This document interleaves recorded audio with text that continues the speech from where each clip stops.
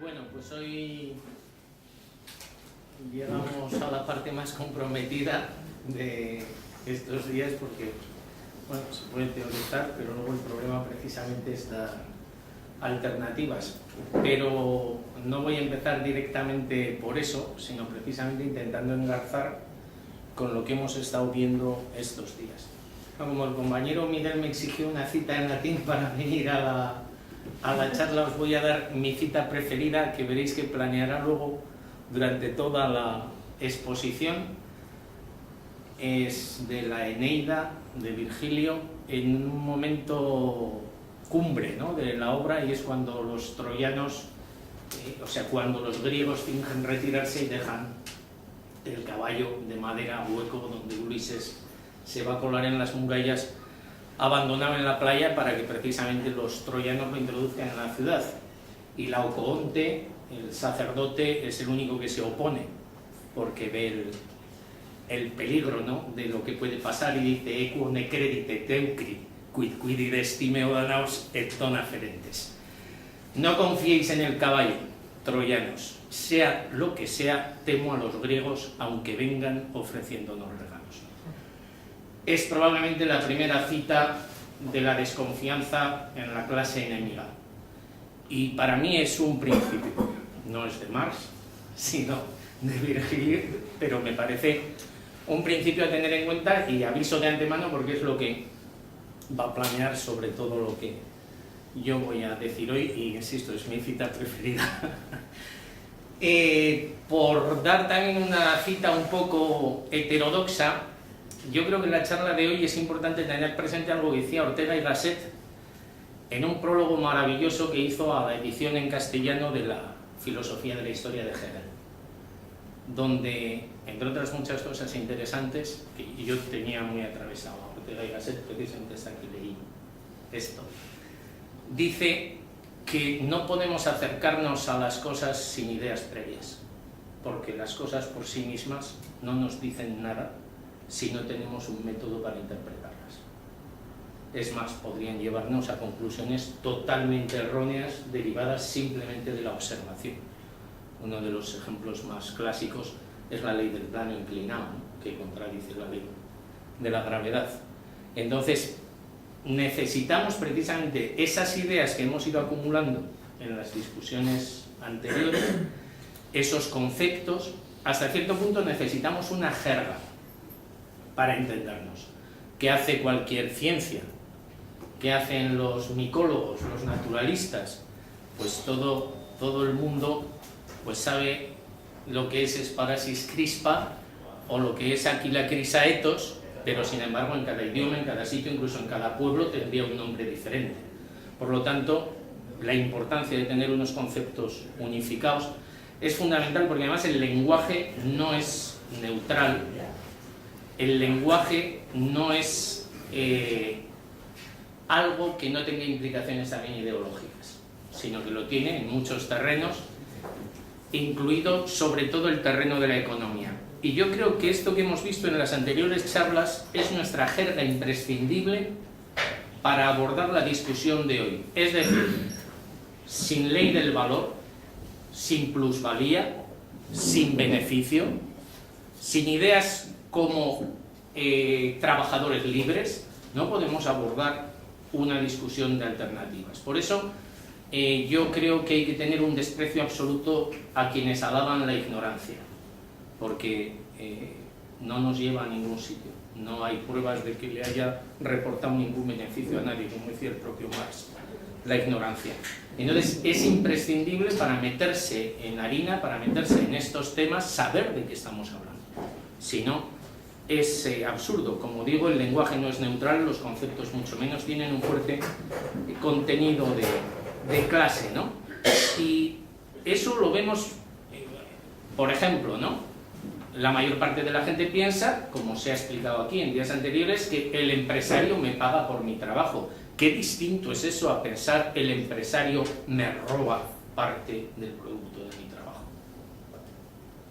¿Qué distinto es pensar que lo que compone fundamentalmente la creación de riqueza es el capital, el trabajo y la renta de la tierra, a pensar que la única riqueza surge del trabajo humano y de la tierra. Todo eso nos lleva, lógicamente, al enfrentarnos a un problema, a dar también una alternativa diferente. Y hoy, aunque todas las discusiones son sobre economía, pero hoy puede que tenga un contenido un poco más alto, digamos, de política, no solo de economía. Aunque claro, si seguimos a Lenin, y yo lo sigo, decía que la política es economía concentrada. Y no hay una definición más extraordinaria, ¿no?, de la política con mayúsculas. No de los pequeños detalles, sino de la política que se aplica, de la política que aplican los gobiernos. ¿Por qué? Porque es la expresión de la defensa de unos intereses materiales, siempre. Y los intereses materiales que defienden los gobiernos, como decían Marx y Engels en el Manifiesto Comunista, son ni más ni menos que el comité ejecutivo de la clase dominante. Son quienes organizan y dirigen los asuntos de la clase dominante. Y visto eso, pues sí podemos entrar en el tema. Ya hemos visto la crisis, por lo tanto yo no tengo, menos mal, que meterme hoy con eso. Realmente la primera pregunta que hay que hacerse es decir, ¿esto que está tan mal tiene arreglo?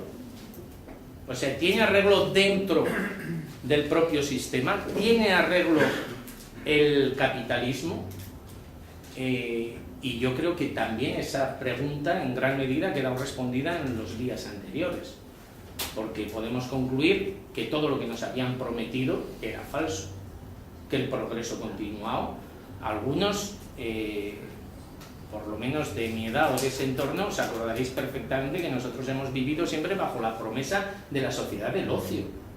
Lo terrible era qué iba a hacer, porque nos íbamos a aburrir un montón todos, sin tener que trabajar, porque el progreso de la humanidad y de la sociedad era imparable y constante, ¿no? Pues bueno, ya vemos cuál es en estos momentos la sociedad del ocio, ¿no?, a escala planetaria, porque ese es el otro tema que también hemos visto. No podemos tomar una pequeña parte, sino que tenemos que considerar el fenómeno de la economía hoy en día como un fenómeno planetario. Siempre lo ha sido, pero nunca tanto como ahora, ¿no?, donde el mercado, todo está llegando a todo el mundo.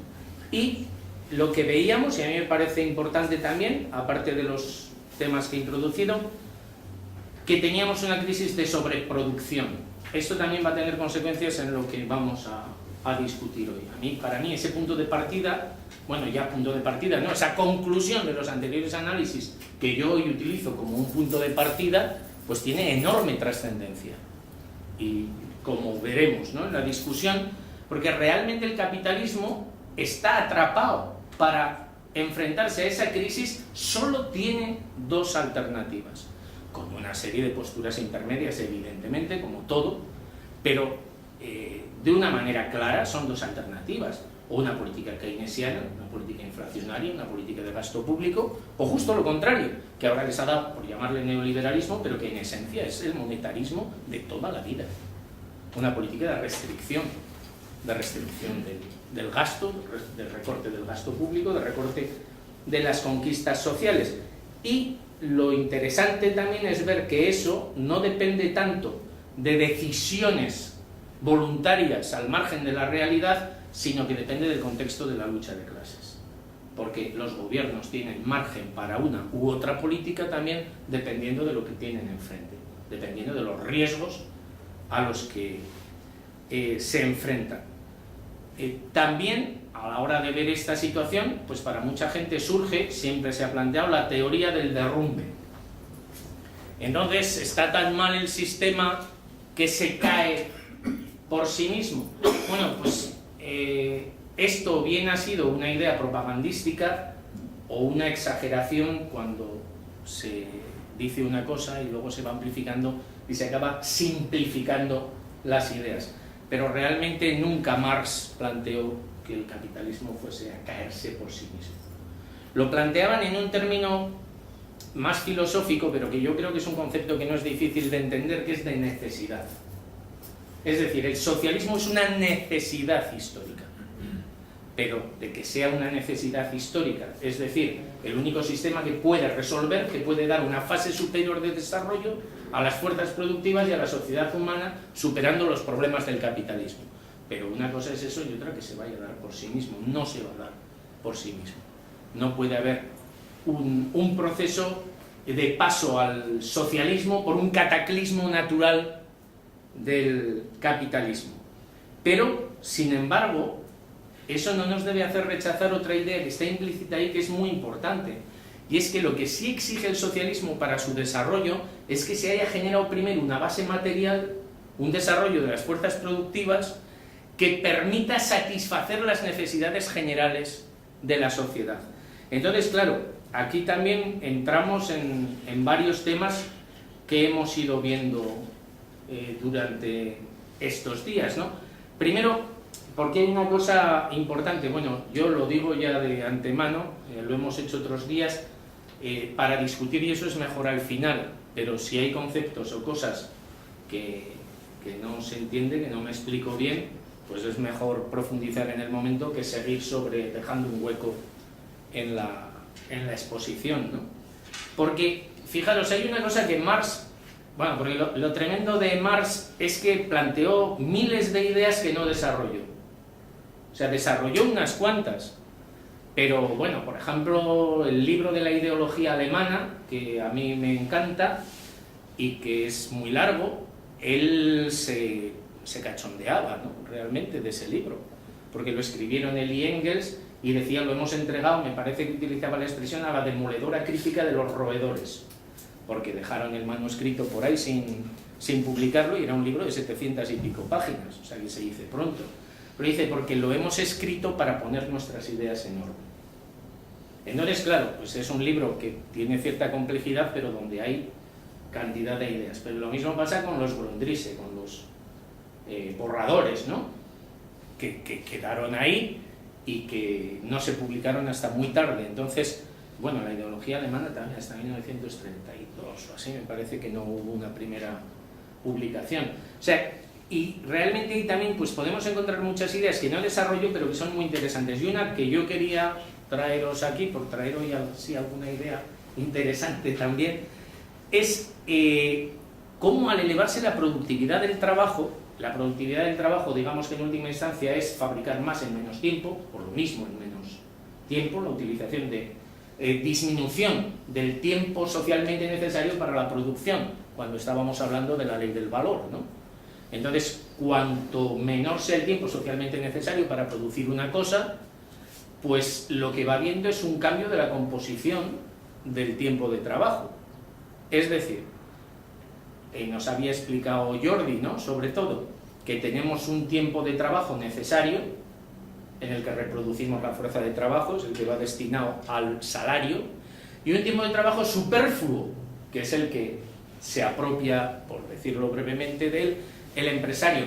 Pues fijaros, conforme aumenta la productividad del trabajo humano, el capitalismo cae en una contradicción insalvable, y es que cada vez el tiempo necesario es menor y el tiempo superfluo es mayor. Sin embargo, no puede reducir la jornada de trabajo, no puede reducir en general o mejorar las condiciones de vida de la clase trabajadora, porque la competencia, entre otros factores, le obliga a presionar cada vez más el recurso de la riqueza, del beneficio, que es precisamente el trabajo humano. Entonces está ahí atrapado. Son de estas cosas que no se pueden resolver. Ya sabéis, ese empresario que decía, he comprado unos ordenadores, he comprado 2 ordenadores y he reducido la plantilla a la mitad. Y dice, pues compra otros 2 y despide a todos. Entonces, es que realmente ese es el problema, que no puede haber proporcionalidad, porque se enfrenta a algo que no puede resolver, y es que aunque meta ordenadores, aunque meta de todo, aparte del tema del trabajo muerto, del trabajo objetivado, ¿no?, es que el beneficio sigue saliendo del trabajo, sigue saliendo de ese trabajo superficial, o sea, de ese trabajo extra que se hace va destinado al beneficio.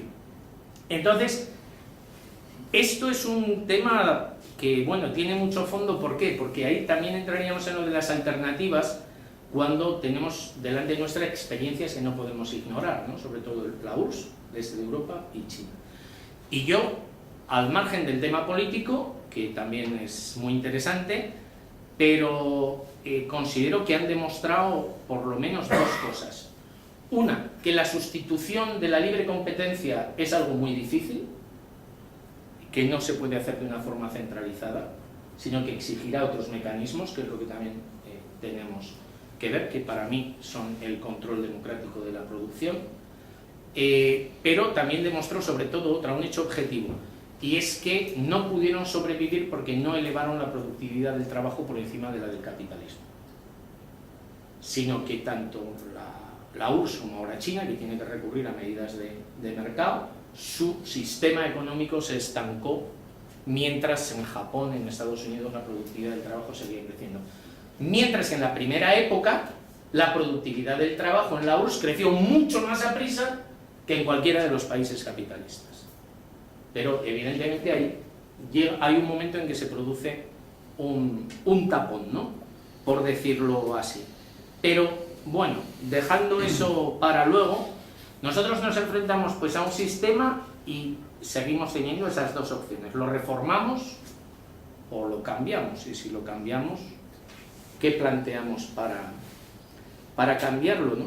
Ahí además hay pues la vieja discusión, que bueno, pues el clásico de Rosa Luxemburgo, ¿no? Reforma o Revolución, que yo sigo pensando que es el libro más actual de todos los clásicos del marxismo en este momento para leer y para debatir, porque vivió en condiciones más parecidas a las nuestras, un país con democracia burguesa, con grandes organizaciones políticas y sindicales de la clase obrera, a diferencia pues, de otros casos. Pero en definitiva, ¿cuál es la diferencia entre una postura reformista y una postura revolucionaria, una postura reformista, una postura marxista, como queréis decirlo?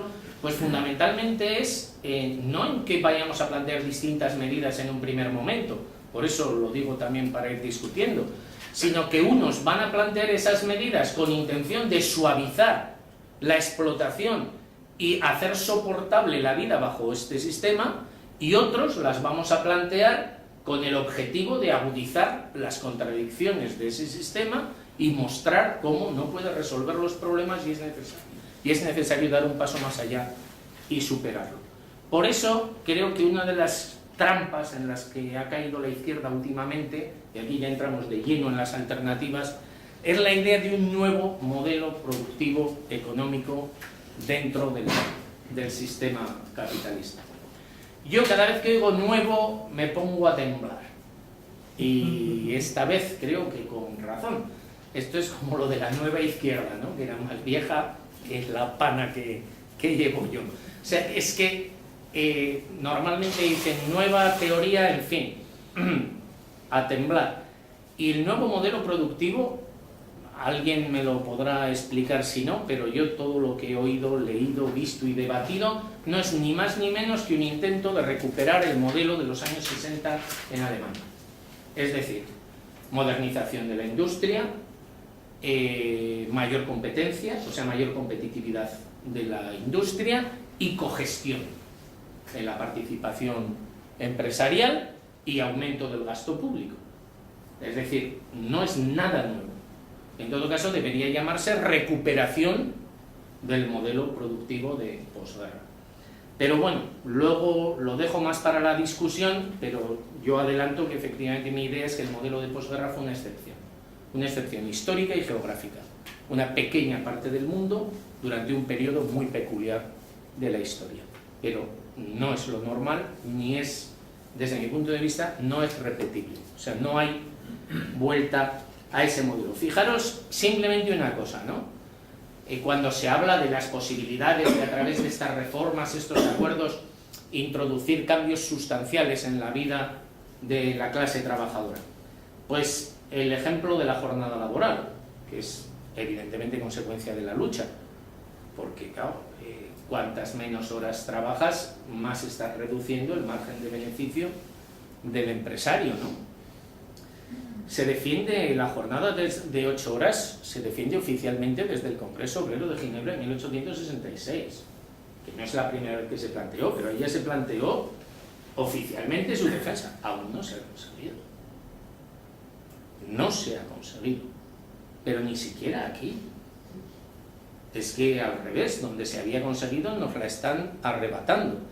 Entonces, esto para mí nos lleva al viejo refrán de se puede pelar una cebolla capa por capa, pero no se puede matar un tigre pata por pata. Porque si le matas una pata hoy y te quedas con él en la misma habitación, lo más probable es que no llegues vivo al segundo día. Y es lo que suele pasar con estas cosas.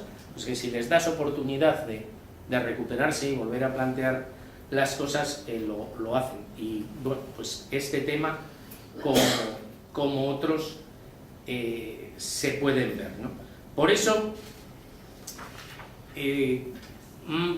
no cabe la idea, o por lo menos para mí no cabe la idea de un evolucionismo social que nos va a llevar reforma a reforma hacia el socialismo. Y creo que en este terreno hay un factor que es muy importante, un factor político, psicológico, si queréis. Yo creo que padecemos un terrible trauma, la izquierda, en esta época, que nos da un complejo de inferioridad. Pero un complejo de inferioridad brutal.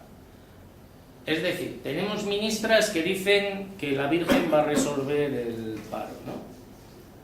Tenemos, bueno, ¿para qué voy a hacer una lista? Es decir, tenemos ministros que dicen una sarta de estupideces cada día. Tenemos banqueros que justifican lo injustificable.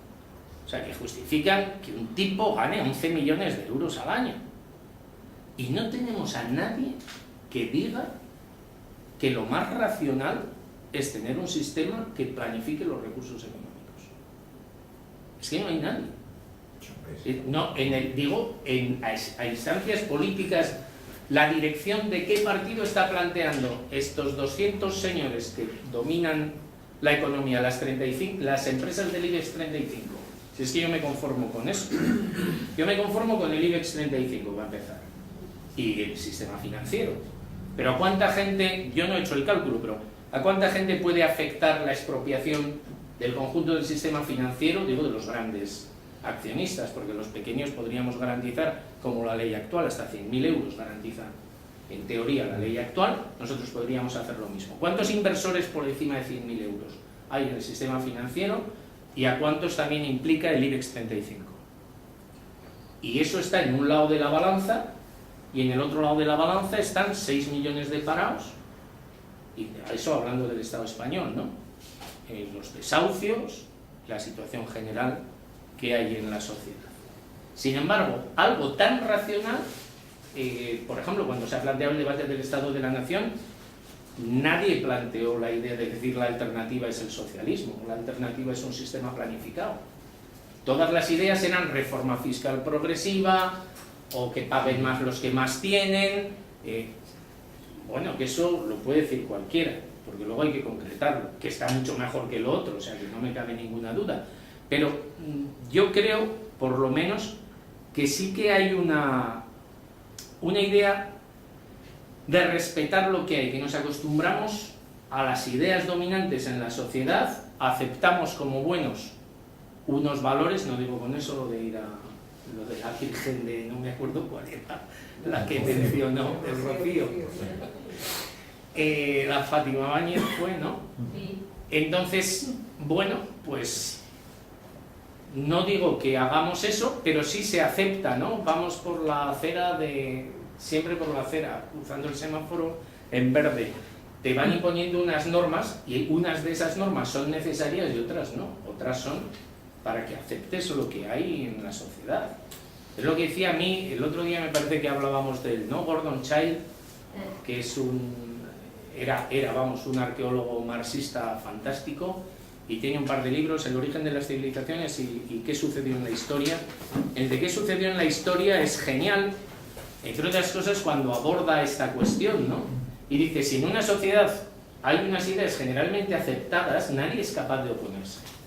Es que nadie se atreve a oponerse en contra de lo que está aceptado generalmente. Dice, pero ideas por muy absurdas que a nosotros nos parezcan, pero que en una sociedad son aceptadas. En una sociedad se acepta que hay brujería, que es el ejemplo que pone él, Y dice, y bueno, a nosotros ahora nos parecerá que no, porque no...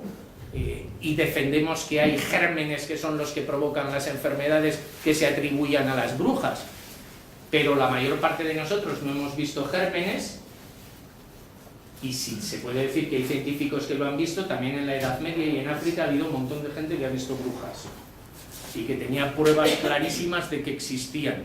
Al final lo que se impone es lo que funciona, y se va imponiendo la ciencia porque cura más gente que las invocaciones a la brujería, y es una demostración en la práctica. Y lo mismo pasa con los sistemas sociales.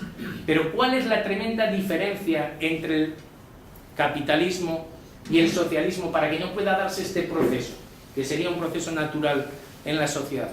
Pues yo creo que fundamentalmente es que el capitalismo es una consecuencia de ese proceso que se ha ido dando en la sociedad en gran medida al margen de la voluntad de las personas, que ha sido una evolución de una clase dominante a otra. Se ha pasado de una clase dominante a otra clase dominante, que en muchos casos, por ejemplo en el caso del Estado español, lo que se fue produciendo fue una fusión de la aristocracia con la nueva burguesía, y de hecho era mucho más fuerte la aristocracia que la burguesía durante mucho tiempo. Es una de las tragedias, ¿no?, del siglo XIX y de parte del siglo XX de nuestra historia.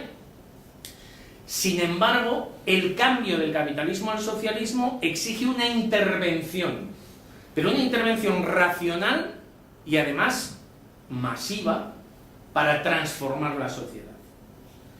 Y yo creo que esa es una de las claves, es decir, todos los pasos que se han dado decisivos en eso se han producido en momentos en que se han dado grandes transformaciones sociales, o sea, convulsiones, revoluciones, como queramos llamarlo. De hecho, pues revolución sería la palabra más apropiada, ¿no?, cuando se produce una crisis de las estructuras que existen y se da ese paso. Eso, en muchas épocas de la historia, ha sido una idea que en la izquierda se ha manejado habitualmente, es decir, lo de una revolución. Sin embargo, cuando antes yo me refería a un complejo, me refiero sobre todo en ese terreno. Es decir, no hay en este momento una idea en la izquierda de que sea más legítimo plantear una revolución que suponga cambiar el estado de cosas que lo que hay hoy, que es una barbaridad, y sin embargo lo aceptamos. Yo creo que en parte porque las experiencias han sido tan frustrantes, las que se han producido, que pesan como una losa sobre las organizaciones y los partidos de la izquierda, sobre todo en Europa, pero no solo en Europa, porque si vemos también hay un corte en la revolución que se estaba dando en los países coloniales, ¿no?, durante el siglo XX, y que se corta a finales del siglo XX hasta ahora, ¿no?, prácticamente. Entonces, yo creo que eso, que es precisamente la tesis que yo quería defender, que el socialismo se ha tratado como algo utópico, y sin embargo me parece que lo utópico es pensar que el capitalismo puede resolver nuestros problemas. O sea, yo pienso que ahora esa idea es una utopía reaccionaria. El confiar en que podemos volver a hacer, pues es un capitalismo bueno, que hay un capitalismo bueno, hay un capitalismo malo, que ahora nos ha tocado el malo, pero que con un esfuerzo y una serie de medidas podemos volver al socialismo, al capitalismo bueno, ¿no? Pero precisamente por eso, porque necesitas una intervención consciente en la sociedad para dar esa transformación. ¿Cuál es la situación actual, o por qué ahora estamos teniendo esta discusión? Pues porque en última instancia lo que determina los procesos en la historia son los procesos objetivos, y lo que estamos viviendo no es un ciclo recesivo más de los ciclos económicos del capitalismo.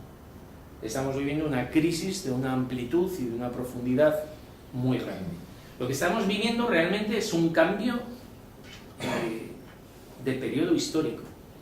O sea, estamos viviendo un cambio trascendental en la historia, no es una recesión. Sí es una recesión, claro, es una crisis de sobreproducción, pero la han aplazado durante tanto tiempo, han hecho tantos trucos, han metido tanta falsedad dentro de la economía para seguir aguantando, que realmente la situación es catastrófica desde el punto de vista del capitalismo. Pero claro, si no hay oposición, si no hay una fuerza que se oponga, pues tarde o temprano ellos irán recuperando sus tasas de beneficio y volverán a poner el ciclo en marcha, que es lo que hemos estado viendo. Por eso no quiero meterme ahí.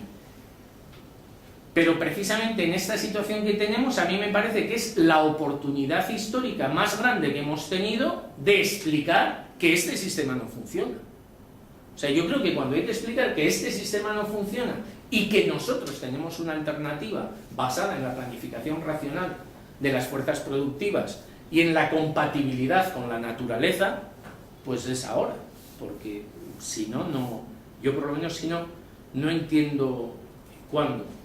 Y claro, nuestro aliado, por decirlo de alguna manera, es esa crisis, es esa situación objetiva que ha generado un mundo realmente peculiar. O sea, porque el sistema, podríamos decir, que padece un agotamiento, no solo un ciclo, padece un agotamiento y ha llevado a la mayor parte del mundo a una situación de cataclismo, porque la situación de África, de una parte importante de Asia, de América Latina, según cómo lo veamos, y bueno, y lo que está pasando en la ex-URSS y en la misma Europa, pues demuestra una situación que es muy difícil de superar.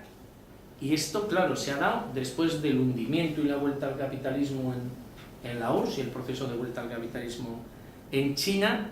Las organizaciones de izquierda, en general en Europa, no están planteando una alternativa de sociedad y, sin embargo, tenemos una crisis que no es como la del 74. Se compara con la del 29, yo diría que es mayor que la del 29 en términos objetivos. ¿Qué pasa? Que en el 29 había un proceso totalmente distinto, acababa de ser la Revolución Rusa, la Revolución Alemana, en fin, había toda una serie de procesos revolucionarios, había una internacional, bueno, en realidad dos, de la clase trabajadora, ahora no hay ninguna, que es también una paradoja histórica, ¿no? El primer movimiento internacionalista lo genera la clase obrera y hoy la burguesía está organizadísima en todo tipo de órganos, organismos y organillos, y sin embargo la clase trabajadora, fuera de estructuras oficiales como la Organización Internacional del Trabajo, eso no está organizada. También yo creo que esto va en la misma línea de lo que decía antes del complejo histórico, ¿no? En vez de sentirnos la vanguardia de la transformación del mundo, pues estamos yendo un poco a remolque de lo que está sucediendo. Y por eso digo que es un cambio de época en la historia y no simplemente un ciclo económico. Y claro, ¿cuál es para mí el mayor debate desde el punto de vista de las alternativas? ¿Es hay vuelta atrás o no hay vuelta atrás? Porque claro, te puede parecer mejor o peor, pero puedes decir, yo no quiero una revolución, yo quiero volver a como estábamos, ¿no? Virgen de Lourdes, déjame como estaba. Y claro, yo es que pienso, aparte de los reparos que tengo a la Virgen de Lourdes, que no podemos volver a como estábamos, que es que no hay condiciones, y por eso no me voy a meter con el tema porque lo considero en parte por lo menos discutir, aunque lo podemos volver a discutir, para volver a ese crecimiento, a esa situación, a esas posibilidades que se dieron pues en la década, sobre todo de los 60, ¿no? Si tomamos en Europa, el periodo de posguerra. Y claro, esa es la misma discusión. ¿Qué tenemos ante nosotros? Pequeños fallos del sistema, funcionan mal las cañerías, se ha estropeado la calefacción y se han roto dos tejas, y entonces lo que hay que hacer es arreglarlas y volvemos a vivir confortablemente, o lo que tenemos es un edificio en ruina, y por lo tanto no cabe ese trabajo de fontanería, no cabe llamar a unos electricistas y a unos ebanistas para que vuelvan a poner la casa a punto, porque se nos va a caer encima con nosotros dentro. Entonces, ese análisis, que es el que debería, o esa conclusión, es la que debería derivarse de los análisis que hemos estado haciendo estos días, es decir, un diagnóstico y en relación al diagnóstico la alternativa. Si estás acatarrado, aspirina, ¿no? O frenador.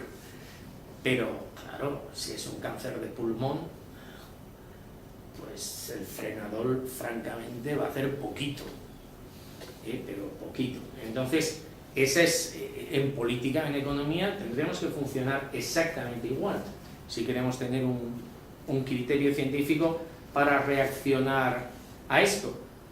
Y yo ahí es donde pienso que aceptar los planteamientos del sistema es aceptar un callejón sin salida. Si tú aceptas una lógica determinada y te atienes a esa lógica, aceptas unas normas. Yo creo que esto se entiende mucho mejor con un ejemplo, ¿no? Quienes, bueno, en los planes antiguos se estudiaba filosofía en el bachiller. Tuvimos el placer... Ahora tenéis que estudiar. Sí, bien, de estudiar a Zenón de Eleas. Estudian las aporías, creo que ya no llegan a eso, ¿no? Y Zenón se dedicaba a putear a sus conciudadanos planteándoles problemas que no tenían solución. Pues lo que quiere decir en griego, ¿no? Alfa privativa poron aporía. Y les decía, por ejemplo, que Aquiles, Podasokis, que decía el rápido de pies, no podía alcanzar a una tortuga, porque le separaba una determinada distancia de la tortuga, primero tenía que recorrer la mitad, después la mitad de la mitad, después la mitad de la mitad, la mitad de la mitad, la mitad de la mitad, así hasta el infinito, lo que implica que no puede llegar a la tortuga porque siempre hay una mitad que tiene que recorrer. Y todos se rascaban como mínimo la cabeza pensando en eso. Y es que si tú aceptas, o sea, tú caes en una trampa si aceptas el punto de partida, porque es una negación del movimiento, ¿no? Entonces, si aceptas eso, si aceptas la mayor, estás perdido. Y yo creo que ese es el problema que tenemos también con el sistema. Si aceptamos la mayor, estamos perdidos. Si aceptamos que tenemos que aumentar la competitividad de las industrias españolas frente a las otras industrias, si aceptamos que cada obrero tiene que competir con cada obrero, estamos perdidos. Y es que esa es la única alternativa que se nos da. Y es precisamente lo que Marx señala como el mayor obstáculo en el proceso de toma de conciencia de la clase trabajadora. La competencia entre los trabajadores. Porque eso es lo que nos separa de esa famosa idea que a mí me sigue produciendo entusiasmo filosófico de la transformación de la conciencia de clase en sí a clase para sí, que hablábamos el otro día, me parece, ¿no? Es decir, sentirse simplemente explotado, sentir que eres una clase explotada, a sentir que eres una clase con intereses comunes que los tiene que alcanzar en común. Y esa transformación es la que se produce en los periodos revolucionarios. Esa es una transformación colectiva, no es una transformación derivada de la lectura, ni de ir al cine un día y ver Novecento. Es una... Sí, mucho. Sobre todo a quienes la hemos visto nos influyó. Pero, sí, o la coraza del Potenkin. Pero es cuando es un fenómeno social, un fenómeno colectivo, se deriva de los procesos objetivos, pero también de los subjetivos, del papel de los sindicatos, del papel de los partidos. O sea, ahí se va generando una interrelación que es la que genera o no que ese movimiento pueda desarrollarse. Y claro, pues hay mucha diferencia si tú dices que es fantástico que nos traigan la fábrica de coches Almusafes y que cierren en Bélgica. Es que, joder, hay que pararse a pensarlo, para ver qué planteamientos estamos haciendo, sobre todo después de cosas como lo de Bangladesh, ¿no? Pero no os doy una cita auténtica, además leída, que no la suelo leer, pero porque me parece interesante. Un tal Miguel Ángel García, que igual alguien lo conocéis, yo no, del Gabinete Económico de Comisiones Obreras, el otro día, País 3 de marzo de 2013, por si alguien lo quiere comprobar, quiero decir, porque a mí estas citas me gusta darlas que se puedan comprobar, ¿no? No, luego hay gente por ahí que se inventa citas y, en fin, puedes quedar mal en cualquier sitio. Decía lo siguiente: la economía española debe ser más competitiva, recuperar productividad. Y os pido atención, esto es mío, lo que os pido atención. Y en el corto plazo, cuando es difícil cambiar la tecnología o aumentar la dotación de capital, competir por precio es una estrategia válida. ¡Viva Bangladesh! ¡Viva Bangladesh! Y solo añade, lo que hay que ver es cómo se reparte el esfuerzo y dónde está el límite. Pues sí, compañeros, es que este lo dice claro. Pero todos los sindicalistas que están defendiendo el pacto social piensan esto mismo, más consciente o menos conscientemente. Es que no hay otro camino. Si aceptas que entre Aquiles y la tortuga tienes que recorrer la mitad de la mitad de la mitad, pues no llegas nunca. Y si aceptas que la solución es incrementar la capacidad del sistema capitalista para que así las migajas vuelvan a caer de la mesa sobre nuestras mesas mientras nos arrastramos a sus pies, pues llegas a esta misma conclusión, a la que llega el compañero, quizá camarada, Ángel García, del Gabinete Económico de Comisiones Obreras, y así nos luce el pelo a la izquierda. Es que yo creo que esa es la trampa, el no aceptar que lo que hay que hacer es superar el capitalismo, que esto es producto de la anarquía en la producción, todos esos elementos que hemos analizado estos días, del máximo beneficio, de la competencia, de la concentración de capital, de la sobreproducción, y que todo eso no se arregla aumentando la capacidad de competencia de la industria española frente a quién, a los trabajadores de los demás países. Además, con medidas de bajada de precios, de evaluación competitiva, que daña nuestro nivel de vida y el de los otros, porque eso haría que en vez de cobrar 2 euros o 3 euros en Bangladesh, acaben cobrando 1,5 €. Es que vas generando esa presión sobre los salarios de los trabajadores, y entonces tú estás como en un circo matándote en la arena, mientras estos hijos de puta disfrutan del espectáculo y se forran. Es que esa es la situación en la que vivimos, esa es la sociedad en la que vivimos, porque el Sáenz se ha jubilado con 88 millones de euros. Es que es alucinante. Con nuestros 88 millones de euros, de nuestros ahorros en sus entidades financieras. Ese tío no ha creado un gramo de riqueza en su vida, porque la banca no genera riqueza. Y lo hemos estudiado estos días. Y sin embargo se va a su casa con 88 millones más los que llevará de antes, ¿no? Pero esos conocidos, ¿no? Y publicados. Entonces, realmente eso es lo que tenemos, una economía que no está hecha para satisfacer las necesidades. Por tanto, en esta situación de crisis, si queremos ver cuál es nuestra política, tenemos que ver cuál es la de la clase dominante, ¿no? Para ver cuál es nuestra respuesta, cuál es la de los banqueros, la de los empresarios, porque claro, ahí es donde hay que ver. Es posible un acuerdo entre empresarios y trabajadores, entre grandes empresas y sindicatos y gobierno y todos, ¿no? Que se está planteando otra vez, y UGT y comisiones lo están defendiendo, y el Partido Socialista también. Si no lo han hecho aún es porque el PP de momento no quiere, porque no lo necesita, pero ya se empiezan a oír voces, ¿eh? Ya parece que hay sectores del PP que se dan cuenta que no pueden aguantar mucho más así.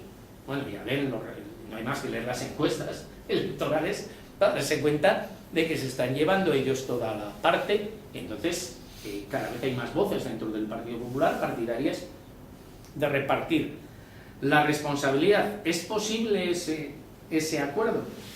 ¿Es posible aceptar la teoría esta de que todos vamos en el mismo barco, ¿no? Claro, hay barcos de muchos tipos donde han ido todos juntos, ¿no? Como comentaba el otro día, los barcos negreros iban todos en el mismo barco, ¿eh? O sea que, claro, realmente uno solo en Asterix, ¿no? Si habéis leído esos fantásticos cómics políticos, los fenicios dirigiendo el contrato con los turistas que van remando dentro de una misma sociedad, porque han firmado un contrato. Entonces es como el contrato laboral, ¿no? Realmente, que lo firmas en igualdad de condiciones. O aceptamos la idea más básica del marxismo. Es que a mí me gusta insistir en esto porque, claro, me suelen decir muchas veces cuando defiendo el marxismo que si el capital, que si los Grundrisse, no, es que basta con el manifiesto comunista. El estar de acuerdo o no con el marxismo es una idea muy básica. ¿El motor de la historia es la lucha de unas clases sociales contra otras? ¿Sí o no? Yo con eso tengo suficiente. para estar o no estar de acuerdo en la alternativa económica a defender. Si no es así, y entonces todo el mundo tiene derecho a pensar eso y a estar de acuerdo con Francis Fukuyama, ¿no? El fin de la historia, y con otra mucha gente que piensa lo mismo, con Franco, ¿no? Que también pensaba lo mismo, y prohibió la lucha de clases, pues perfecto. Pero si pensamos que el motor de la historia es la lucha de clases, entonces estamos en otra fase, ¿no? Yo, si me permitís, y si yo lo encuentro, que si lo voy a encontrar, ya sé que es un poco pelma leer, pero es que, bueno, no lo voy a leer entero y así no os aburro, pero es que es muy interesante, en la miseria de la filosofía, Marx explica una idea que a mí me parece que viene a cuento, ¿no?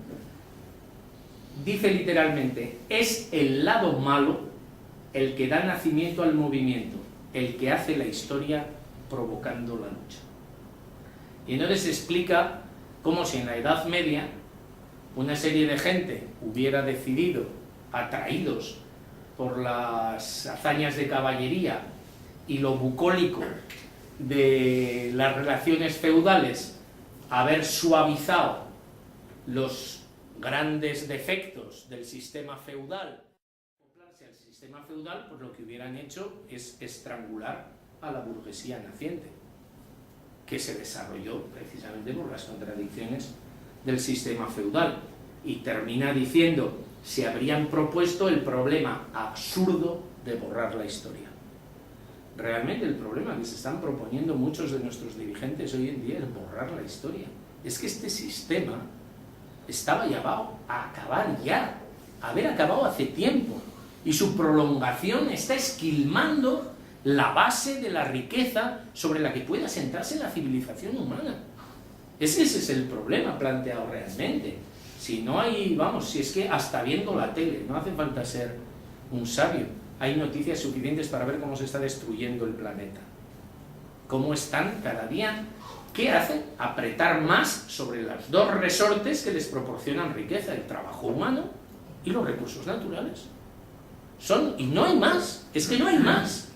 Y por lo tanto siguen estrujando y estrujando, y como Marx decía, todos piensan après moi le déluge, después de mí el diluvio. Les da igual lo que pase, pero a nosotros no nos puede dar igual. Nosotros tenemos que tener un planteamiento totalmente distinto en esta situación. Entonces, si ese es el motor, deberíamos oponernos y no colaborar a lo que se está haciendo. ¿Cuál es la política de los gobiernos en este momento? Pues fundamentalmente la transferencia de rentas. Por un lado, o sea, esa explotación, y además conseguir una transferencia mayor de rentas del trabajo a rentas del capital. El año pasado, por primera vez, fueron mayores las rentas del capital que las del trabajo, ¿no? Pero eso sigue. ¿Y eso cómo se hace? Pues se hace sobreexplotando y se hace reduciendo el gasto público. Porque el gasto social, ojo, aquí vamos a ser muy exquisitos, porque claro, 630.000 millones a la banca, eso no es reducir el gasto público. O sea, lo que se produce es una reducción del gasto social, de sanidad, de educación, de inversiones públicas, de infraestructuras, de todas esas cosas. Ahí es donde se está dando el corte, aumentando las diferencias entre ricos y pobres, etc. Por lo tanto, ahí es donde hay que ver nuestra alternativa.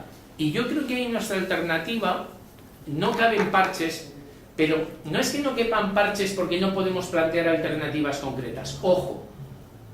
O sea, la alternativa que planteamos, o la que yo planteo, la que yo creo que debe plantear la izquierda, no es que digamos, la alternativa es el asalto al Palacio de Invierno. Bien, si es en verano, fracasaríamos, porque no estarían allí. Pero es que no es eso. Es que nosotros vamos a plantear alternativas concretas, pero el problema es que esas alternativas no se pueden llevar a cabo con esta estructura social y con esta estructura económica. Mira, os voy a plantear de una forma relativamente, yo creo que sencilla, el efecto que se podría tener sobre el desempleo está un poco calculado a ojímetro. Con Jordi, que llevábamos un tiempo detrás de esto y hemos hecho un cálculo aproximado. Seguro que cualquier gabinete de comisiones o de UGT lo afinaría, pero se podría afinar, pero no creo que se pudiera descartar. Solo con 3 medidas, y si queréis os lo desgloso, porque lo tengo aquí desglosado y si no os lo pasaré, pero solo con 3 medidas. La reducción de la jornada laboral 35 horas. El adelanto de la jubilación a los 60 años. Y el establecimiento de un nivel de empleo público, de servicios públicos, equivalente a Europa, crearíamos entre 4 millones y 6 millones de puestos de trabajo. Solo con eso. Digo entre 4 millones o 6 millones porque depende qué referencia tomemos de Europa. O sea, si tomas, pues por ejemplo, fíjate, en Dinamarca el empleo público por cada 100 habitantes es de 26,10. En España de 9,53. O sea que, pero bueno, si tomas como referencia, pues por ejemplo, Francia, que me parece que era de los más normales, 17. Hasta Grecia tenía más, 14,04. O sea, que es que realmente cuando dicen eso de que hay muchos funcionarios, de que hay muchos trabajadores del sector público, pues es mentira cochina. Simplemente, si tomáramos el de la media, pues con esas 3 medidas, mira, es que las jubilaciones que se... Teniendo en cuenta las jubilaciones que se han producido, o sea, la sustitución de jubilaciones, el porcentaje de reducción a 35 horas, que en realidad debiera ser a 30 en esta situación, pero incluso dejándolo en 35, y la equiparación a la media europea sería la creación de forma inmediata de 4 millones de puestos de trabajo. Esto, si os interesa, mejor que ahora estar aquí desglosándolo, lo pongo bien puesto y lo repartimos o lo mando por correo electrónico para que lo tengáis. Pero eso no lo iba a aceptar el sector eléctrico, eso no lo iba a aceptar las empresas del IBEX 35, eso no lo iba a aceptar la banca pública. Entonces, es que las medidas concretas están ahí, pero para poder llevar a cabo esas medidas tienes que poner bajo control público el sistema financiero y las empresas estratégicas, por lo menos las estratégicas. Todos los sectores, es que el sector eléctrico o telecomunicaciones esté en manos privadas, es que es alucinante, o sea, realmente alucinante. Que se esté privatizando además, ¿no? Con estos y con el PSOE. Eso también hay que tenerlo en cuenta de cara al futuro, a ver con quién vamos y en qué condiciones a formar un gobierno en el Estado español. Es decir, eso... ¿Qué? Vale, pues voy a terminar de enrollarme y pasamos a discutir. Dejarme 4 o 5 minutos para rematarlo y que no se mueva. Y ya está. Pero claro, ¿qué pasa? Que todo eso depende de la movilización, eso depende de la correlación de fuerzas en la sociedad y depende del nivel de organización y, claro, de tenerlo claro, depende de querer hacerlo. Eso es lo fundamental, ¿no? Porque hace poco teníamos una discusión, ¿no? Que un compañero, un dirigente además, que me preguntaba, bueno, ¿y qué hacemos? ¿Qué se hace para tirar a un gobierno? ¿Qué se hace para derribar a un gobierno? Y vamos juntos, ¿no? Y digo, pues hombre, primero pensé que era broma, luego ya vi que iba en serio. Y dice, no, que te lo pregunto en serio, ¿qué dicen los clásicos? Y digo, ojo, chico, pues para tirar un gobierno, la primera regla es querer tirarlo. Si no quieres tirarlo, no va a caer. ¿Y cuántos queremos tirar al gobierno? Porque yo no he oído que la dirección de UGT o Comisiones Obreras o del PSOE quiera tirar al gobierno. Entonces, esa es la primera norma. Y la segunda, una vez que quieres tirarlo, es confiar en que puedes tirarlo. Porque si no, ¿de qué estamos hablando? Realmente tú no puedes meterte en ninguna batalla donde pienses que estás perdido de antemano. Entonces, esa es la clave, digamos, política. O sea, no solo se trata de una alternativa económica. Por eso antes, cuando citaba a Lenin, ¿no?, es economía concentrada, la política, porque depende de qué medidas económicas queramos tomar, necesitaremos hacer una política u otra para poder aplicarlo. Si pensamos que hay que meter el caballo dentro de la muralla derribando la puerta, pues haremos una política muy distinta que si pensamos que es un enemigo irreconciliable, que cualquier pacto que haga con nosotros es para traicionarnos y para vivir a nuestra costa. O sea, el punto de partida, digamos, no es puramente económico, no existe un punto de vista puramente económico, es un punto de vista político, es una opción política.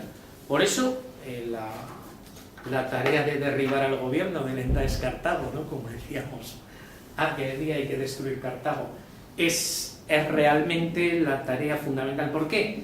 Porque provocaría un cambio en la conciencia de la gente. No es solo una cuestión de decir tiramos al gobierno para que haya elecciones y te lo planteas todo igual, sino que yo aquí me gustaría incluir dos ideas, ¿no? Una de Rosa Luxemburgo, otra de Marx, que creo que vienen las dos al quite, ¿no? Porque Rosa, cuando discutían estas cosas, siempre contestaba lo mismo, cuando decían, no, es que no somos suficientes, no tenemos mayoría.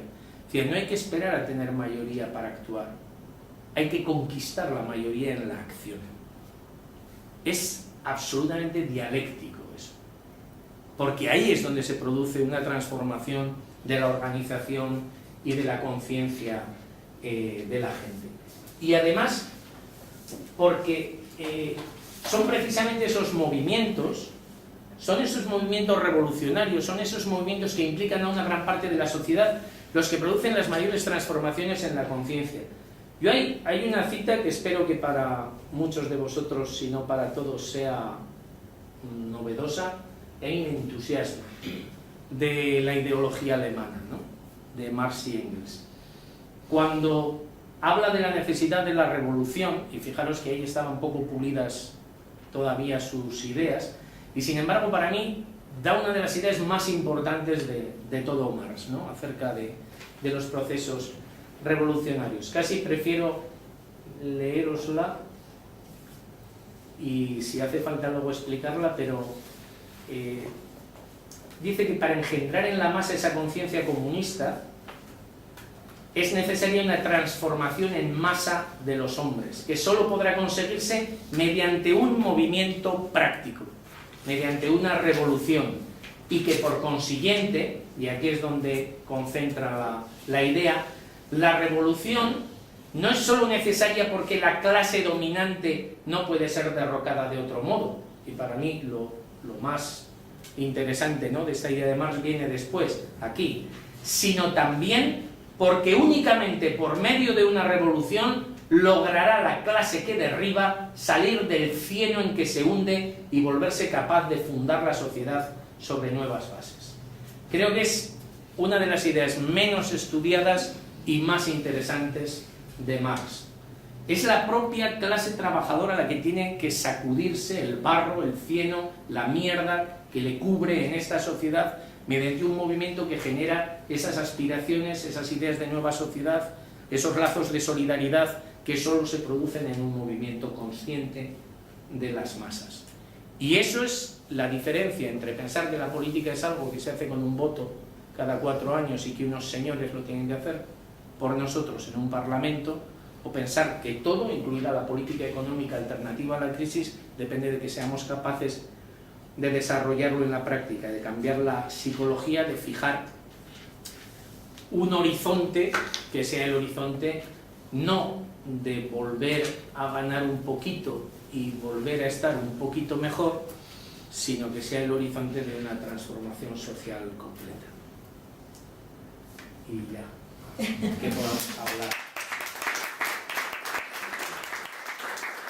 ¿Qué más allá? Claro, la crisis es brutal, la crisis no ha pasado de vista. Estamos viendo cómo el sufrimiento social no tiene...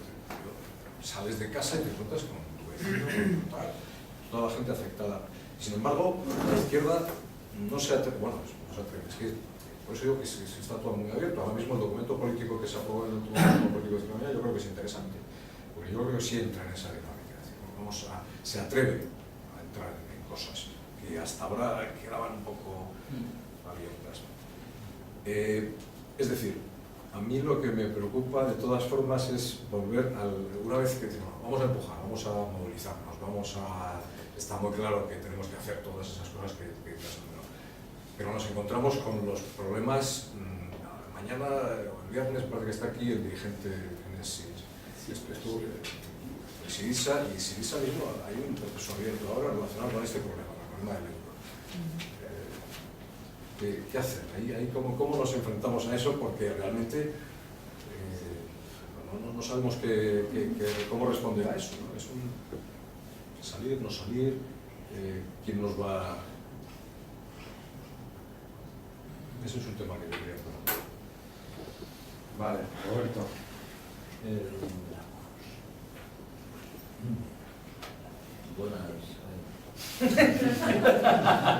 Buenas ponentes. Vamos a ver, sobre el euro, yo siempre, además me habréis escuchado que yo siempre he sido bastante a favor de la salida del euro, ¿no? O malas opciones a salida del euro. Soy a Carlitos Sánchez, que vino el primero, pues me destrozó, que dijo que era una salida capitalista también y me dejó un poco choco. Bueno, en el fondo la pregunta sería que cuál salida no era capitalista, porque la verdad es que cada vez nos van quedando menos, ¿no? Dicho esto sobre el euro, el pacto social, mandé un artículo sobre los pactos acumuladores.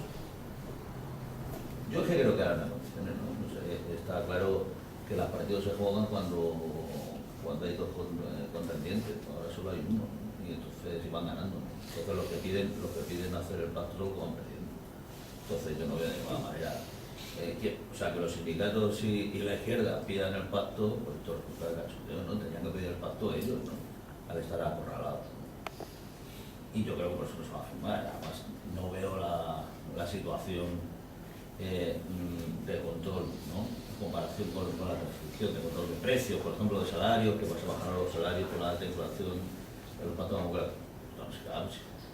Si los salarios han bajado a la mitad sin ningún tipo de problema, ¿no? Si tienen un 30 o 40%, te piden ahora mismo de un trabajo y vas al día siguiente a por el mismo trabajo y te pagan un 30 o 40% menos. Por lo tanto, yo no sé qué se firmaría eso. El concepto del pacto social me parece muy dañino desde que lo plantean los sindicatos. Aunque ya sabéis que no son santos de mi devoción y sinceramente pienso que los sindicatos son todos menos de izquierdas. Si llamamos la izquierda como la capacidad o la gente que quiere transformar esta sociedad, si decimos si eso es de izquierda, yo creo que los sindicatos son de izquierda, por lo menos no están jugando a eso, ¿no? Entonces, a mí me parece muy peleagudo y a alguien se lo tendría que decir a los chicos de mujeres de comisión. Hombre, que no pidan pactos sociales para mí. A lo mejor lo quieren, pero no lo digan. Hay una cosa a señalar con el pacto. Es decir, quien propone el pacto social, en este caso la patronal del Partido Popular, reconoce que existe otra clase o reconoce que existe una organización que está en contra de sus intereses. Por lo tanto, el que promueve el pacto deben ser ellos, y ahora por ahora están siendo ellos. Yo no tengo ninguna virtud en pactar, pero creo que lo único que podemos sacar en claro del pacto es decir, tienen miedo. De alguna manera o de otra tienen miedo, intentan buscar que tú pongas tu sostén a tu programa de transformación de la sociedad, básicamente. Y tu sostén es que de aquí a 5 años, como cualquier tipo de pacto, has pactado que no sube ningún convenio colectivo. De aquí a 5 años has pactado que no vas a luchar por la jubilación a los 60 años. De aquí a 5 años pactas lo que sea. Entonces es una cosa señalar de los pactos. Es decir, si existe un pacto es porque ellos demuestran que probablemente no estén en una inferioridad de condiciones, pero pueden ver que pueden llegar a estar en una inferioridad de condiciones. Entonces lo que hacen es coaccionan o coartan tu programa revolucionario, tu programa transformador. Sí, un inciso. Esto que me estás contando es verdad, pero es lo que no será. Es decir, lo que han pedido el pacto, tú has oído a Rajoy decir que quiere un pacto. Sí, ¿no? Es decir, Rajoy obviamente... Más jodido. Rajoy... Pero, a ver, Además me ha quedado muy de Rajoy eso. es decir, Rajoy no necesita un pacto porque tiene una mayoría absoluta, entonces puede imponer su ley por encima de todos, pero por otra parte ahora mismo está solo y las encuestas le van diciendo que no tiene ningún poder, ¿vale? El poder de Rajoy es un poder ahora mismo artificial o sostenido en determinados elementos democráticos, que es una democracia cada 4 años, una democracia por plazo. El tema de los sindicatos, bueno, porque el tema de los sindicatos es que yo creo que hay ya una discusión en el movimiento socialista en general, en el año 1880 o por ahí, y creo que es una cosa que tenemos que tener muy solucionada. Es decir, un sindicato nunca va a ser un sindicato revolucionario, a no ser de que te afilies a la CNT y creas que ese sindicato va a hacer la revolución. Lo que ocurre con los sindicatos es que son un elemento en la lucha económica. Y es un elemento, yo creo que a mi parecer es un elemento en la lucha de masas, es decir, es la mejor manera de concienciar a los trabajadores.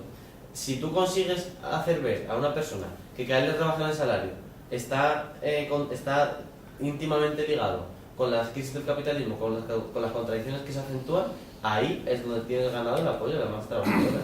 Y el sindicato para nosotros no tiene que ser, por decirlo de alguna manera, nuestro ámbito de lucha política, sino el ámbito de lucha ideológica y de lucha económica. Es decir, convencer a los trabajadores y obviamente no vamos a ser tan izquierdistas de decir que todo pacto es malo y que vamos a seguir trabajando 12 horas hasta el socialismo, porque eso también nos llevaría a una postura muy aislada. Y yo sí quería decir una cosa sobre el tema de los sindicatos y todo esto. Es decir, el papel que pueden jugar los sindicatos a la hora de conformar el bloque político y social que va a ser la Izquierda Unida. Porque, por ejemplo, en IUCM pues, hay una iniciativa, ¿no?, que es lo del foro sindical, que no sabe a dónde va a llegar, pero es una iniciativa que hasta ahora en Izquierda Unida, que además es una organización plural, nunca se había dado. Y es decir, tenemos dentro nuestro, siempre hablamos del sectarismo sindical, ¿no?, que la gente sea de comisiones y que la gente sea de UGT muchas veces nos impiden concienciar a amplias capas de la clase trabajadora ideologizadas por su sindicato. Y si en Izquierda Unida precisamente somos un movimiento político y social plural y tenemos gente de la CGT, tenemos gente de comisiones, tenemos gente de UGT, ¿por qué no nos hemos planteado también retomar la intervención en los sindicatos y que los sindicatos no permitan que sus dirigentes o sus liberados digan cosas como las que dijo este hombre en el país? Patricia, ¿dónde estás? Sí. En el final de la intervención, algo que has comentado de lo de conseguir un movimiento consciente de la clase obrera, a mí me gustaría que a ver si podrías hilar un poquito más fino cuando dices que hay que hacer un cambio en la psicología. ¿Cómo tiene que ser ese cambio? ¿Qué estrategias hay que seguir? ¿Y qué proceso hay que llevar en ese cambio de psicología para que por fin todas y todos entremos en ese movimiento consciente de la clase obrera?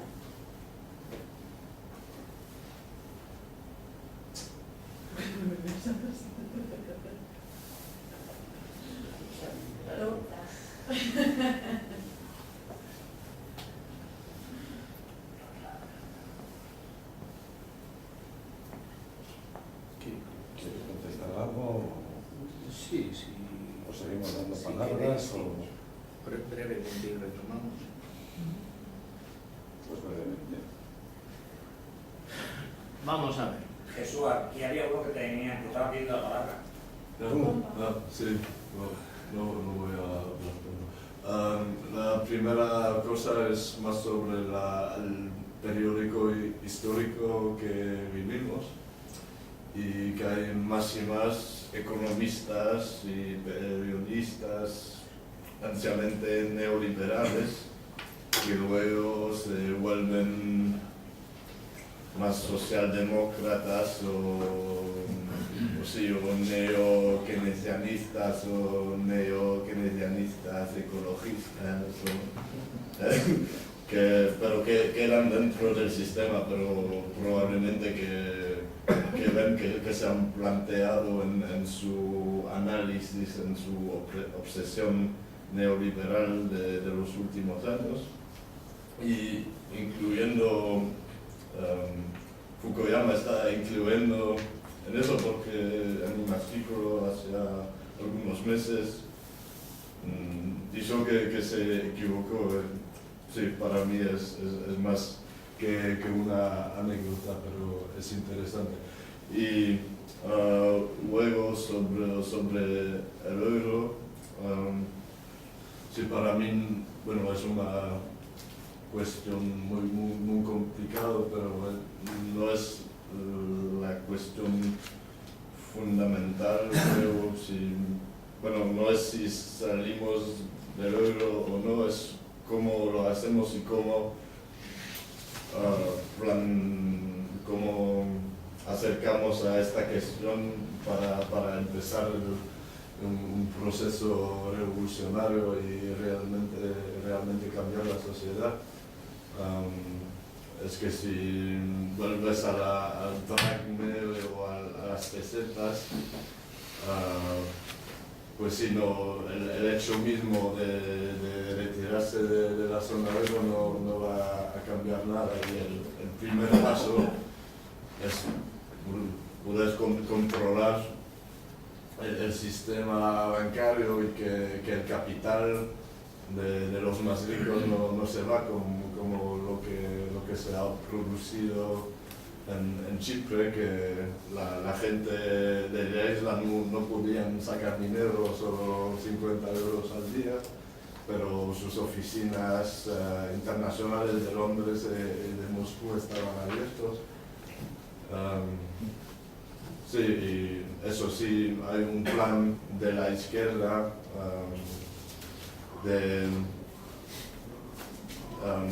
de salir del euro en algún país, pues tiene que estar acompañado y tiene que explicar a la gente que no será un proceso fácil y que es una lucha verdadera. Y claro, si hay las elecciones como para Syriza, por ejemplo, quizá que ellos también, porque hubieran podido ganar las elecciones la última vez, estaban muy cerca a ganarlas, y quizá que algunos pensaban que sí, mejor que no hemos ganado, porque yo creo que no tenían esta estratégica de preparación, tenían una estratégica de renegociación, pero sí, no de lucha y no de explicar qué sería el proceso, que tienes toda la burguesía europea que está en guerra contra ti si vas por este camino, y eso sí tienes que prepararte en todo eso. ¿Puedo decir cuando yo hablo del euro no hablo, evidentemente, supongo que nos entendemos de salir del problema de la moneda, estrictamente de salir de la peseta, ¿no? Y no hablo solo de una opción en España, hablo de algo que cruza a toda Europa y que tiene que ver con el modelo, que yo entiendo que es una cosa en la que yo creo que en el diagnóstico estamos de acuerdo en partida casi toda la izquierda real, ¿no? Y es que el modelo por el que entramos en el euro era un modelo que respondía sobre todo a los intereses, digamos, del capital, de la Europa del capital europeo, el capital alemán fundamentalmente, del complejo industrial del centro europeo, y que ha dado lugar a un proceso que hoy estamos comprobando que ha sido cierto, que Izquierda Unida, o la mayor parte, o buena parte de Izquierda Unida, denunciaba su momento y que se ha cumplido. Hoy estamos viendo que eso ha sido así, y que eso es, digamos, un corsé que determina absolutamente todo lo que realmente se puede hacer. Es decir, es una profecía que se ha cumplido y es cierto. El debate que nosotros tenemos, pero yo creo que parece que es un tema técnico, pero no es un tema técnico, es un tema muy importante que determina mucho la acción política que podamos desarrollar de forma sólida. Yo creo que la única salida, y ahí es donde tenemos que estar de acuerdo, yo creo, todas las izquierdas europeas reales, es que la salida no es una salida nacional, nunca es una salida autárquica, no puede ser una salida de un país, de otro, no, tiene que ser un país, una salida, yo lo entiendo, lo planteo así, no lo planteo, claro, sí.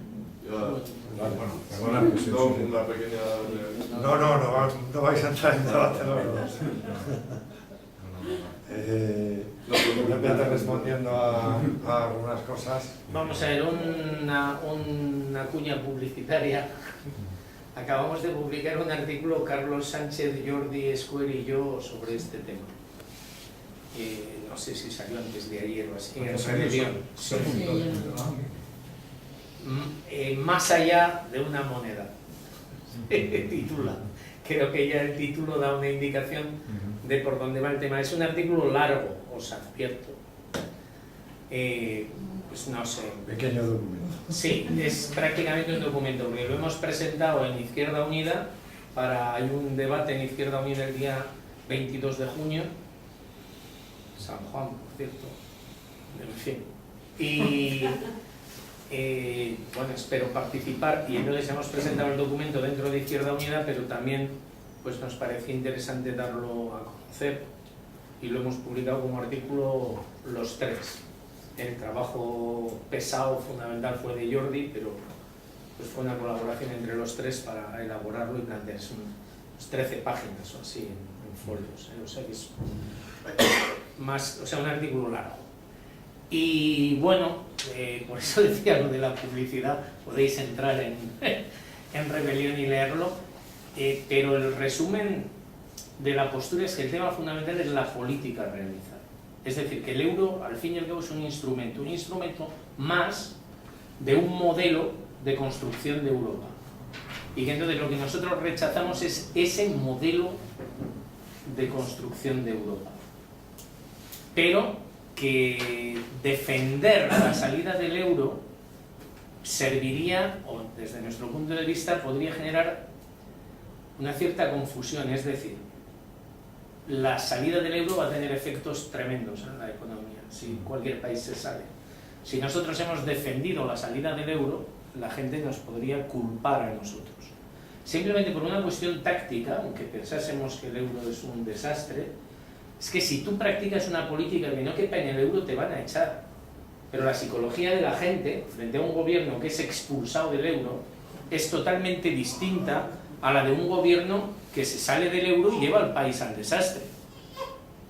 Porque además, si te echan del euro por una política de defensa de los intereses de la clase trabajadora, eso puede levantar inmediatamente una ola de simpatía en los otros países que están afectados como tú. Pero no solo en los países del sur, incluso en los países del norte. Puede levantar simpatía entre los obreros alemanes, entre cualquiera. Si tú lo que estás planteando es decir, no, es que las medidas son estas. Las medidas son respecto a la deuda, que no pagamos la deuda ilegítima, es la auditoría del sistema financiero, es el aumento de los servicios públicos, es la reducción de la jornada laboral y de la edad de jubilación, y te dicen, oiga, ustedes que eso no cabe en el euro. Pero claro, levantas una ola de simpatía, mientras que en una postura nacionalista, que efectivamente ya sé que no es la que tú defiendes, además no lo has dejado bien claro, pero sí la defienden otros, pues al final caes, pues es que por ejemplo, ya sé que no es lo mismo, pero no es casualidad que Amanecer Dorado esté defendiendo la salida del euro como una postura nacionalista. Entonces, en este momento el riesgo del nacionalismo de los estados nacionales europeos yo creo que es negativo para el proceso de Europa, porque Europa es una necesidad. O sea, nosotros lo planteamos así, por lo menos en nuestro artículo. Europa no es una opción, es que la necesitamos. Necesitamos planificar los recursos económicos como mínimo a escala europea para poder empezar a hacer algo. Y si vuelves la vuelta o una tentación de vuelta a la autarquía, nos podría llevar a un callejón sin salida. Por eso, rechazar la política, pero no quedarnos en lo que pensamos que es una opción también con trampa, euro sí, euro no. No, política europea actual no, con todo lo que ello implica. O sea, oponernos al conjunto de la política que se está practicando, del modelo que se está intentando plantear, y no simplificarlo. Es que claro, en política y en economía, claro, a veces las simplificaciones pues te vienen estupendamente, ¿no? Es mucho más fácil pensar que la Virgen se ha aparecido en el Escorial, es más sencillo de explicar que la ley del valor, ¿no? Pero yo me creo más la ley del valor. Entonces, claro, si tú dices euro sí, euro no, no, es que el problema no es el euro. El euro forma parte de un problema mucho más amplio, que es el conjunto de la política, del modelo de construcción europea que se está teniendo. Yo creo que el error de algunos compañeros, a los que aprecio muchísimo, no solo política, sino personalmente, es que se han cebado en el tema del euro. O sea, han reducido, por decirlo así, el campo de visión, ¿no? En un problema que es muy amplio, lo han focalizado en un punto, y yo creo, en mi modesta opinión, que esa focalización no ayuda a resolver el problema. Porque es una simplificación excesiva de lo que es un conjunto de una política y de un modelo europeo que está compartido además por un montón de gobiernos. Porque claro, Rajoy le fastidiarán unas cosas, pero en lo fundamental están de acuerdo. En lo fundamental, que es seguir exprimiendo, están de acuerdo, ¿no?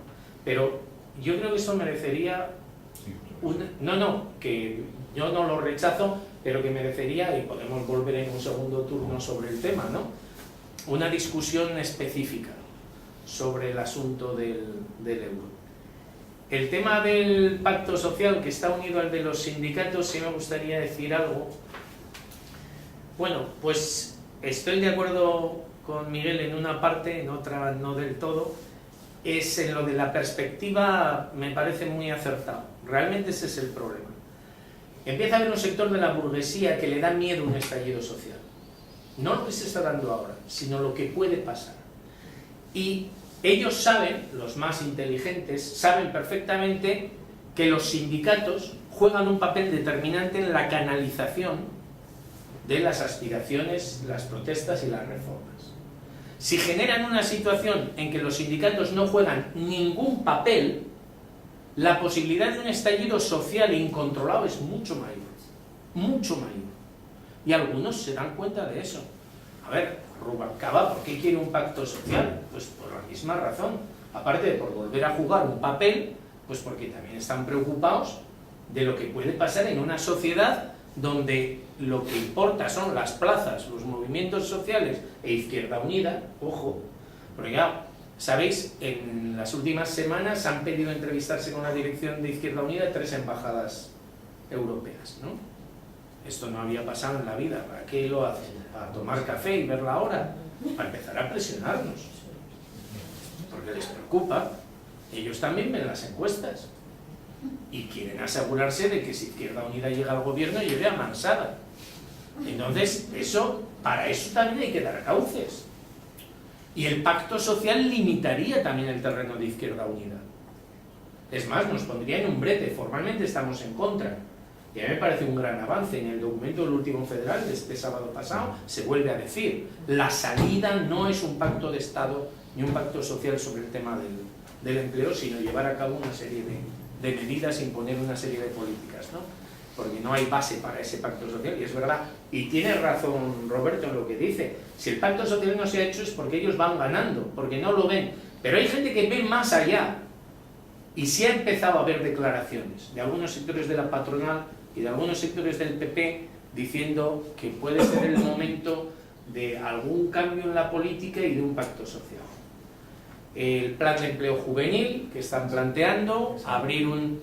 Bueno, y esto, ¿os acordáis? Teníamos una discusión con Carlos el primer día, porque yo sobre todo tengo muchas reticencias ante que vaya a ser, por lo menos a corto plazo, un cambio de política, pero claro, es una posibilidad, por lo menos en algunos temas, introducir algunos elementos que les permitan de nuevo un pacto social, que encorseten un poco.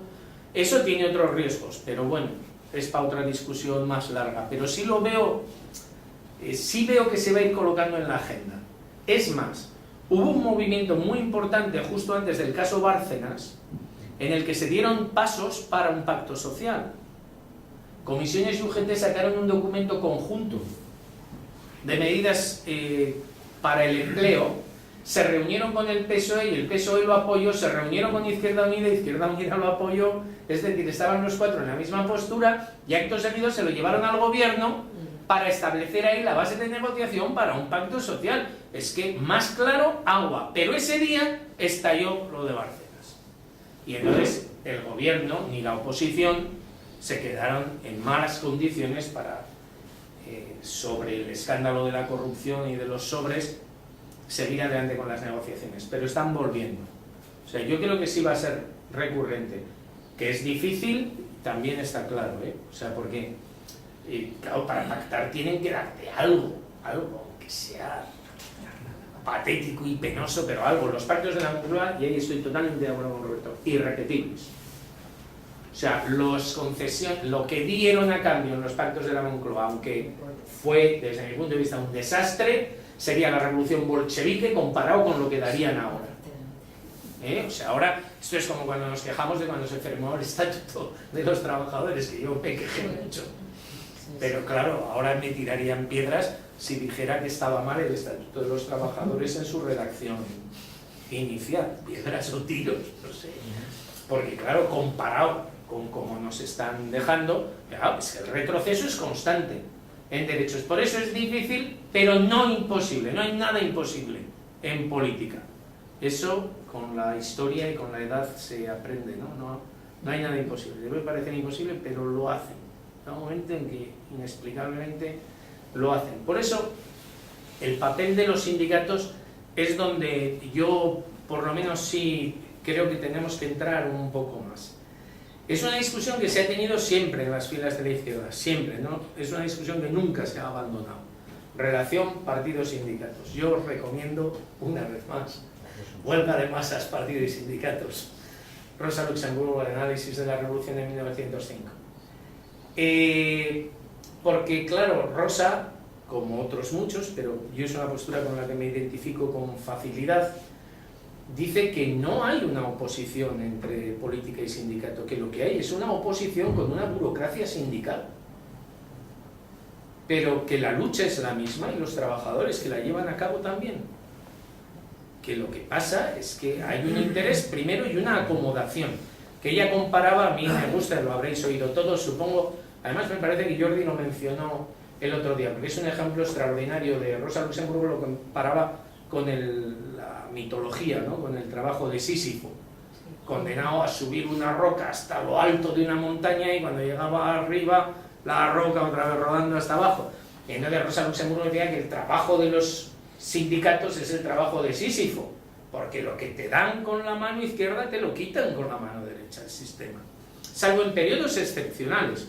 Volvemos a la cogestión en Alemania, todo ese periodo de los años 60, en Gran Bretaña, cuando llegan los laboristas al poder también en la posguerra. O sea, todos esos son periodos excepcionales, no es lo normal. Pero ahora tenemos una situación en la que cualquier pacto te lo van a arrebatar. Cualquier avance te lo van a quitar al día siguiente. Y te lo pueden quitar con una política como esta o te lo pueden quitar con una política inflacionaria también. Porque una política inflacionaria y de evaluaciones competitivas, pues es un ataque al nivel de vida de las masas también, ¿no? O sea que en ese sentido yo pienso, como Rosa, que no hay dos luchas distintas, sino una misma lucha que se plantea mejorar las condiciones, pero con el objetivo de transformar la sociedad.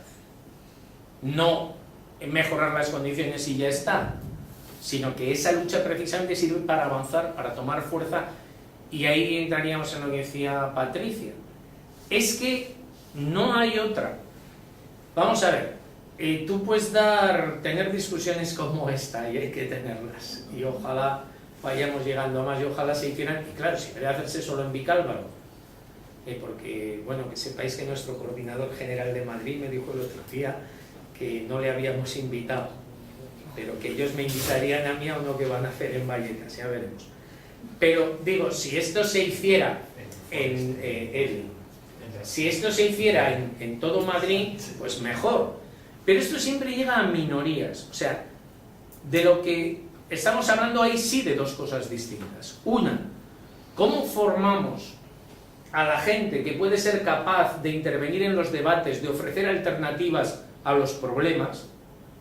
Que yo pienso que además sin separarse del resto de la clase trabajadora, porque yo no comparto hoy en día la idea de un partido separado de las masas, porque creo que no cabe por las condiciones que hay. O sea, yo por lo menos estoy mucho más en la idea del manifiesto comunista. Somos parte de nuestra clase y con la evolución de nuestra clase tenemos que evolucionar nosotros, sin separarnos, pero siendo capaces de participar en este fermento que se está generando en la sociedad. Bien, eso es una parte, hay que hacerlo. Pero una transformación colectiva de la conciencia de la sociedad solo se produce por los acontecimientos. Solo. únicamente. Lo único que provoca un cambio general de la psicología es que se producen acontecimientos, y ya lo que provoca un cambio es la intervención en esos acontecimientos. Porque, en definitiva, un periodo revolucionario, en lo que se distingue cualitativamente de un periodo que no lo es, ¿en qué es? En que en un periodo normal la política, la economía, todo está en manos de una minoría de la sociedad, que lo hace al margen, en contra de la voluntad, pero incluso de la voluntad y de la conciencia de la gente. ¿Y qué es un periodo revolucionario? Un periodo en el que la gente decide participar en eso. Por eso, ojo, estamos en un periodo, y sí, estamos en un periodo excepcional. ¿Cuánto va a durar? No lo sé. ¿Cuánto va a dar de sí? Tampoco lo sé. Yo sé lo que quiero que dure, y quiero lo que dé de sí. Quiero que dé de sí para una revolución socialista. No sé si lo vamos a conseguir, ojalá, pero sí sé que no es un periodo normal. Sí sé que no es lo que he vivido el resto de mi vida.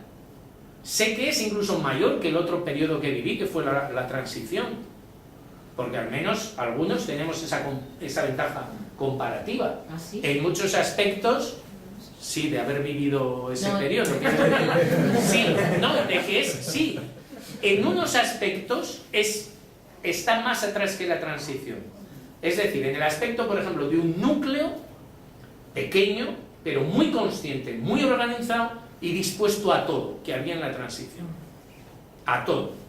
Sin embargo, en el aspecto de una conciencia colectiva, de la injusticia del sistema, de que estamos gobernados por ladrones y sinvergüenzas, nunca en la transición, desde luego, tampoco había la conciencia que hay hoy en la sociedad.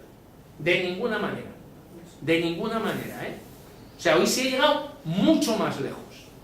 Ahora, la diferencia es que entonces surgían núcleos, había partidos, los sindicatos estaban a la cabeza de las movilizaciones y hoy están tirando hacia atrás. Y además, pues se ha producido un movimiento aislado que todavía no ha llegado al núcleo fundamental de la clase trabajadora. Porque el 15M, entre sus méritos, que tiene muchos, no tiene el de haber prendido en las fábricas. Y todos sabemos que para que se produzca una conmoción social que pueda provocar un cambio determinante y revolucionario, pues tiene que afectar a la clase trabajadora en su conjunto, no solo a algunos sectores, ¿no? Entonces, de momento, esas divisiones, esa competencia está ahí presente. Pero, bien, en cualquier caso, más allá de analizar hasta qué punto hemos llegado, es evidente que estamos en un proceso así. O sea, que estamos en un proceso en que la gente está participando. Es que a mí me alucina que la gente discuta de las cosas que discute. ¿Pero por qué? Porque le ha afectado. ¿Por qué la gente sabe lo de las preferentes y el engaño? Joder, porque a muchos les han pillado. A muchos, o a su padre, o a su tío, o a su abuelo, o a su hermano, o a su hermana. ¿Por qué la gente habla del desempleo? Porque hay 6 millones de parados.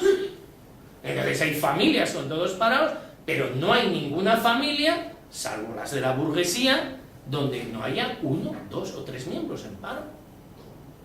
Entonces, eso, vivir en directo los problemas, es lo que va generando una conciencia. El problema es, por eso sí, me ha parecido muy bien cómo has definido lo que he dicho yo, hay que empujar. Hay que empujar la rueda de la historia, ¿no? En vez de meterle palos, que es lo que yo creo que están haciendo algunos, para parar el engranaje. No, yo creo que hay que ayudar a ese engranaje a que siga girando y a que avance en lo más rápido posible. Pero claro, ese es el tema fundamental, y para eso hay que saber a dónde vamos, ¿no? Hay que tener una perspectiva clara, hay que saber qué objetivo perseguimos. Y en ese sentido es en el que yo planteaba, que quizá me he quedado corto en la explicación, si no me he explicado bien antes cuando hablaba del complejo de inferioridad, de la falta de alternativa, es que no hemos sido capaces, ni siquiera nosotros, ni siquiera Izquierda Unida, que estamos en este momento a la izquierda de todos los demás, claramente, o de las grandes organizaciones, decir el objetivo es la transformación socialista, porque somos socialistas. Es que hay muchos dirigentes a los que les sigue dando vergüenza o corte decir que es socialista, porque le van a decir algo.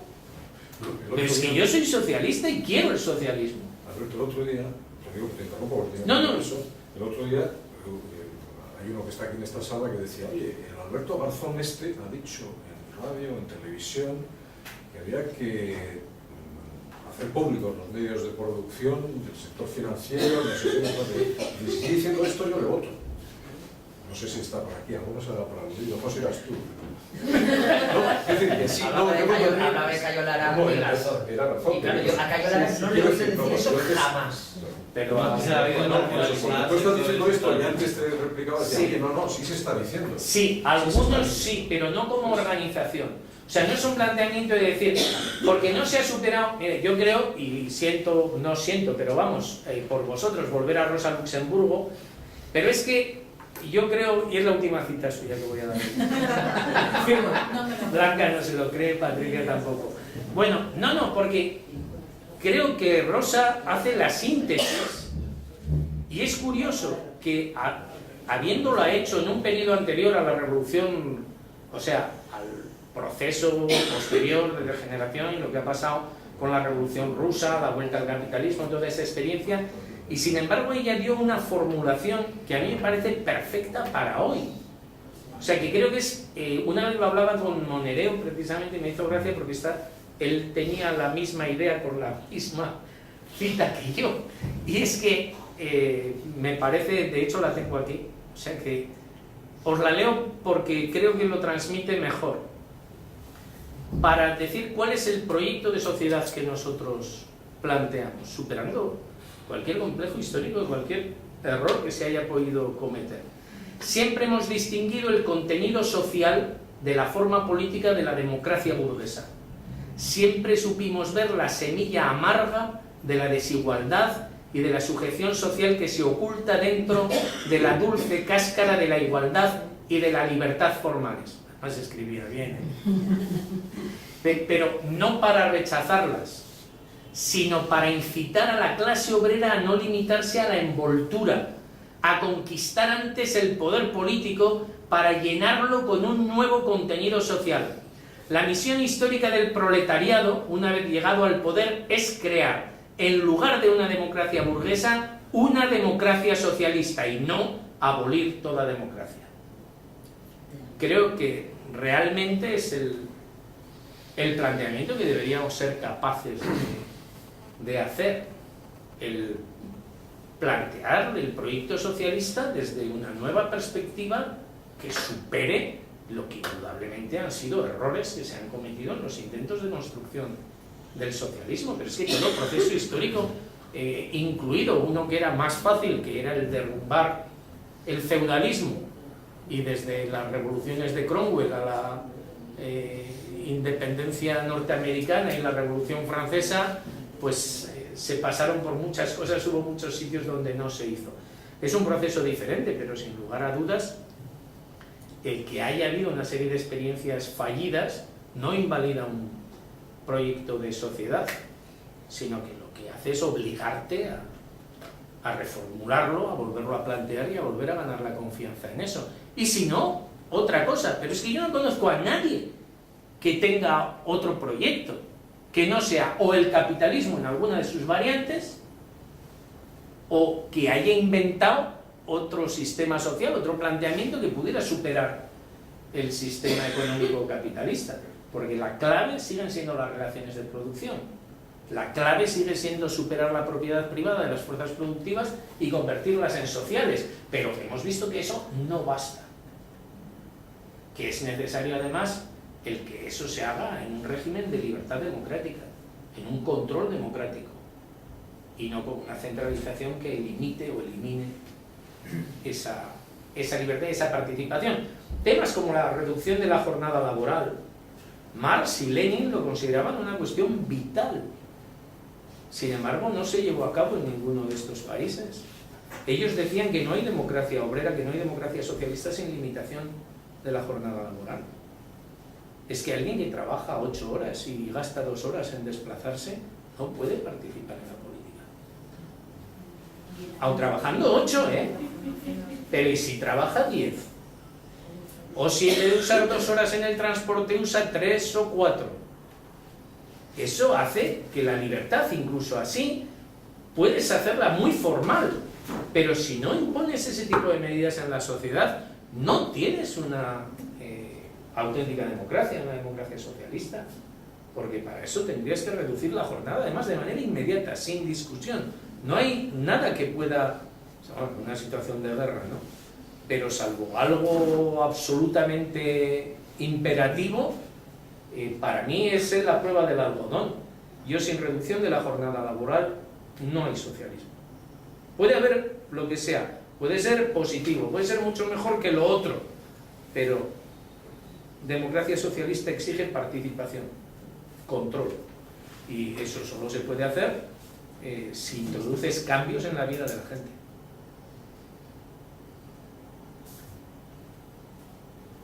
Sí, creo que con lo que hemos discutido estamos aquí.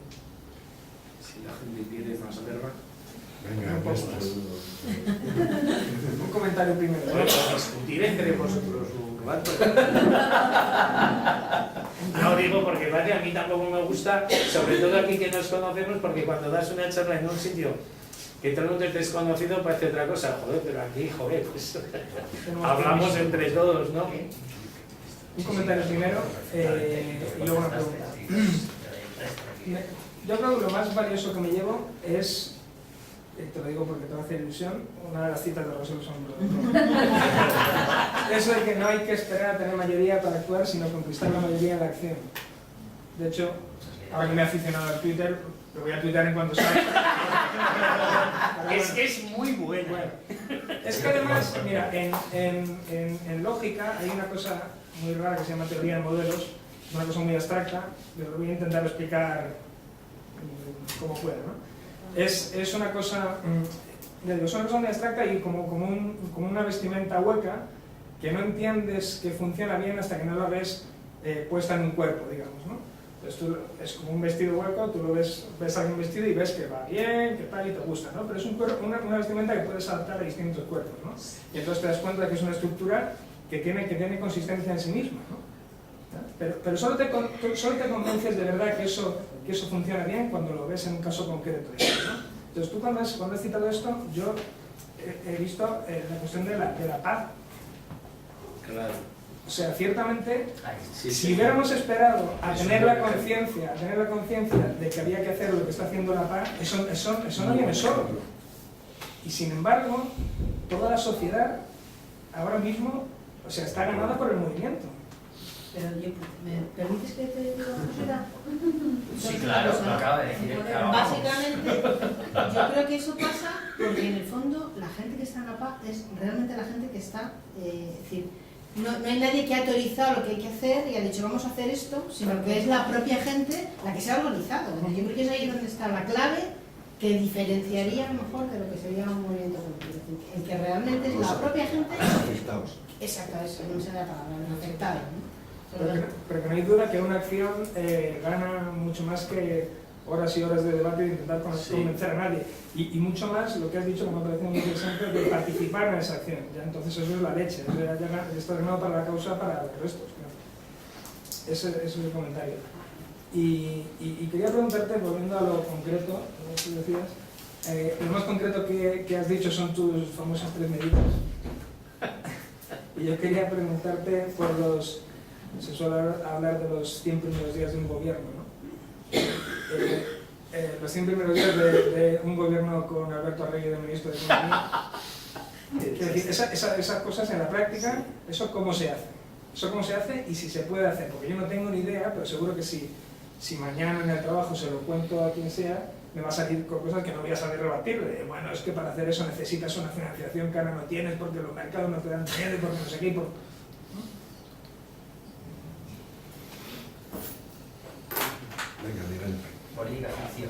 Yo sí creo que por ejemplo, ahí Izquierda Unida no es un fallo que imposibilita, por ejemplo, que nos convirtamos de alguna manera en la representación de las luchas de la gente, y es que subestimamos la conciencia de clase existente ahora mismo en la sociedad.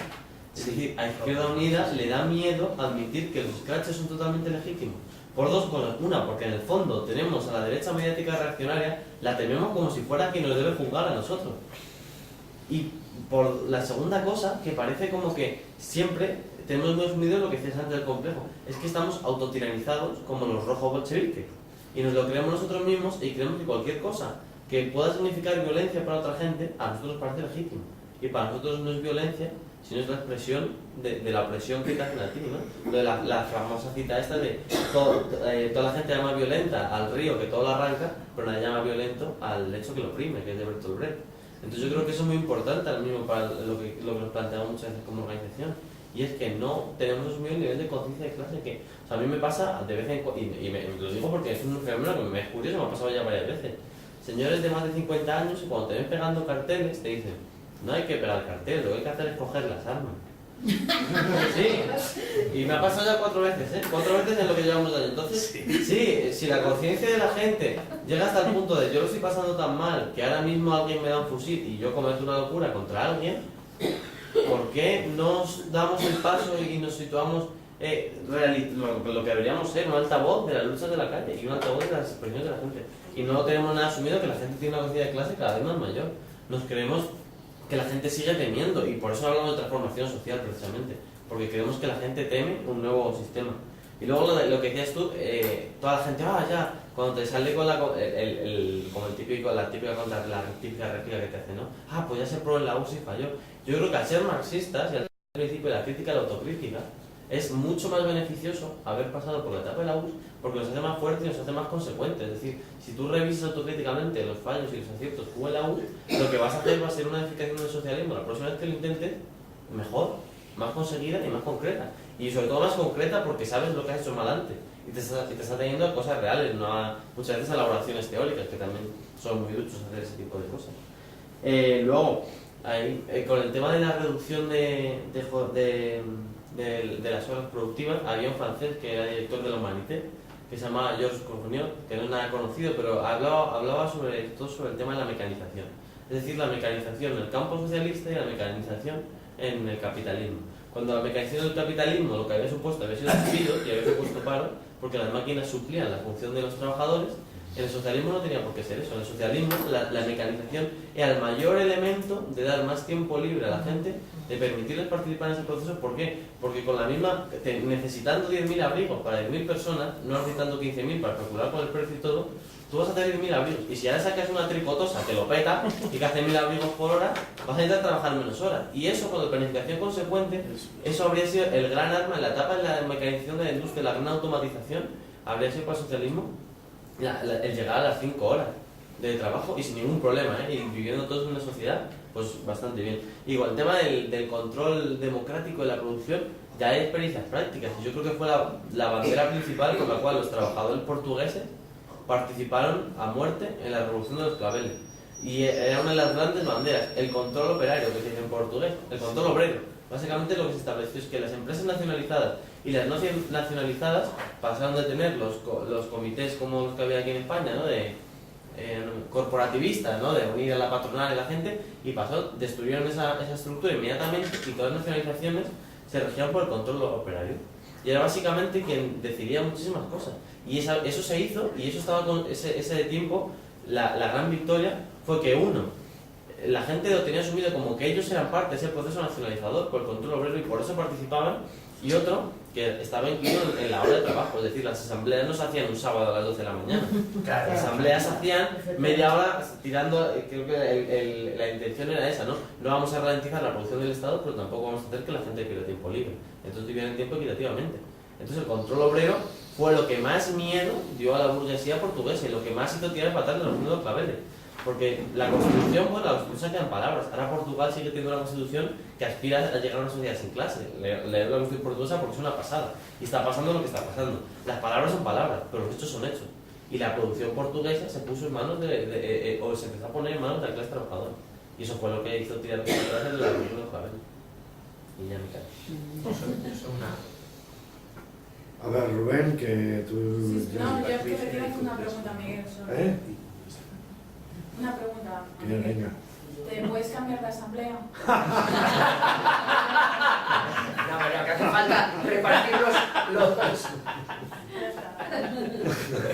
Bueno, yo plantear una cuestión que es, bueno, es un dato que no es objetivo porque lo hablo de cabeza, pero el tiempo socialmente necesario para la reproducción de la fuerza de trabajo, o sea, la jornada laboral con la que podemos mantenernos en las condiciones actuales de sistema educativo, productivo, de vivienda, es decir, reproducir las condiciones materiales que tenemos actualmente, me parece que no sé quién lo calculaba y andaba por las 22-23 horas de trabajo semanales.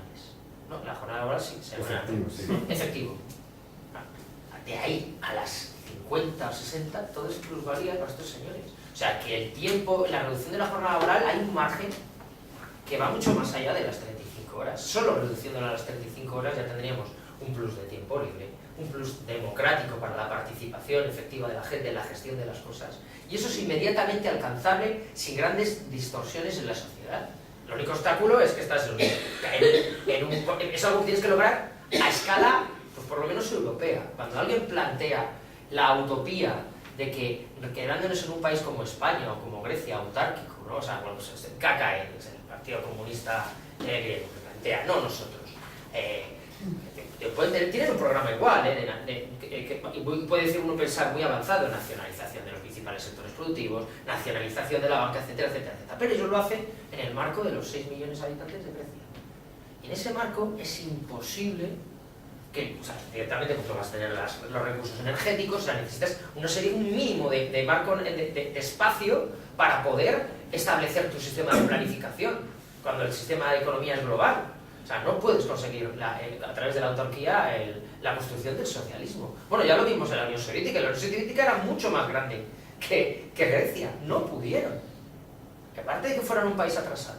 La misma Alemania, que era un país con unas condiciones increíbles, tampoco lo habría podido conseguir solo. Ahora, Alemania y la Unión Soviética lo habrían podido conseguir juntos.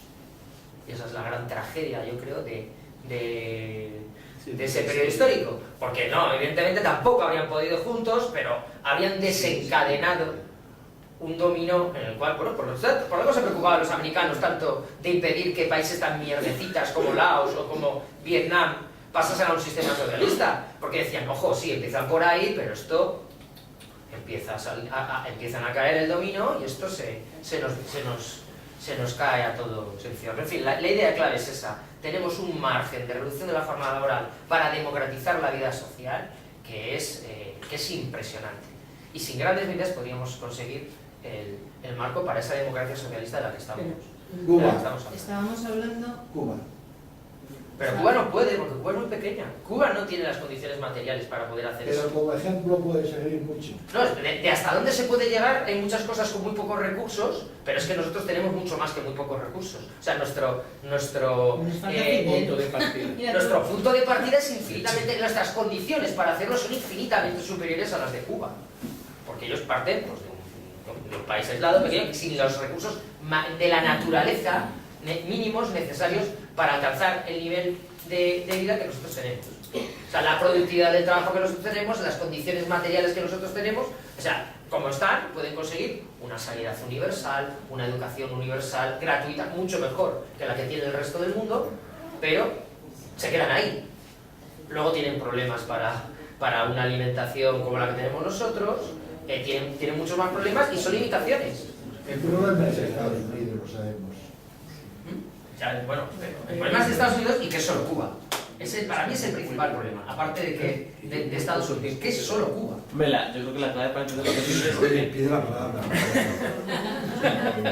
Como el docente esta... Laura. A ver, yo creo que a mí me ha dado la frase que decía Ernesto de que hay que conquistar la mayoría. Yo creo que es muy importante que la mayoría se conquista en la acción. Yo creo que también es muy importante entre reforma y revolución también tratar de contestar a aquellos que se creen muy revolucionarios pero están en su casa hasta que toque de Santa Reparación Invierno, o sea que como que desprecian también cualquier acción que hay a veces en la calle o en la lucha, ¿no? Porque no es suficientemente revolucionaria. No, es que hay que estar en las acciones para transformarlas en revolucionarias, porque hay que estar donde está la clase obrera. O sea, yo creo que eso también es fundamental, o sea, no solo de cara al discurso, al oportunismo, ¿no? y al quedarse, ¿cómo se diría?, a conformarse con el sistema, sino a aquellos que también teóricamente, que yo creo que también son los primeros que se conforman con el sistema, que es mucho más cómodo estar en casa criticando de teórico lo que sea, pero ver un poco también cómo la gente también desprecia a veces acciones porque no tienen el marchamos, que no salen nunca las acciones con un marchamo, yo creo. Es que venimos a hacer la revolución, ¿no? O sea, empieza, como siempre han empezado las revoluciones, por cuestiones concretas y se va avanzando. Yo creo que también es importante ese mensaje de cara a otro sector, ¿no? Que parece que, o sea, que siempre hay que estar donde está siempre hay que estar donde está la clase obrera luchando por sus... Esto es claro, ojo, porque cuando piensas también hay gente que dice, entonces el fascismo, por ejemplo, también es la clase obrera. O sea, obviamente no, pero creo que es muy importante también ese discurso, ¿no? O sea, ser capaz de contestar también ese discurso. Yolanda, ¿querías decir algo? Yo quería decir que era una clase en que íbamos a ver las alternativas y yo cada vez estoy viendo cosas más utópicas, la verdad. O sea, porque si ya... Sí, o sea que... A ver, no es que no lo vea posible, pero veo cosas posibles y de repente son mucho más lejanas de lo que yo me... Quiero decir, alternativas, tú has planteado cosas concretas, ¿no? Si ahora estamos en un planteamiento de que realmente no se podría hacer nada a nivel español, porque eso es como decías tú, Rubén, si todavía no se nos puede plantear a nivel de los alemanes, que yo creo que se entendían más en la época además que ahora, con tanto Twitter y tanta leche que tenemos, que cada uno, sí, que es verdad que no hay esa relación, ¿no? También yo me parece que el primer día un poco lo dije, es que nosotros no nos sentimos de verdad clase obrera, porque decir, tenemos que estar con la clase obrera, pero diga, pero es que yo soy clase obrera. ¿Vale? Que a mí eso todavía me plantea contradicciones, porque yo no sé muy bien, a ver, yo sí sé dónde estoy, también porque ideológicamente lo tengo, pero que a veces yo tengo que estar con la clase obrera, y joder, ¿y yo qué soy, no? Entonces, es un poco eso, ¿no? Y luego, el hecho de, al mismo tiempo, es decir, en el mientras tanto, que siempre hablamos, ¿no? De que te tienes que presentar a las elecciones, que tienes que hacer no sé qué cuántos, siempre hay miedo de... Porque yo antes lo resolvíamos con lo de la estrategia y la táctica, que eso, joder, podríamos echar mano de ello y estupendamente. Mi estrategia es el socialismo, y luego las tácticas, pues ya veremos cómo lo hacemos, ¿no? Pero yo creo que ni siquiera eso está claro ahora, es decir, que no se plantean esas cosas abiertamente. Venía pensando en el coche cuando me ha pillado el atasco, porque por eso llego tarde, perdón.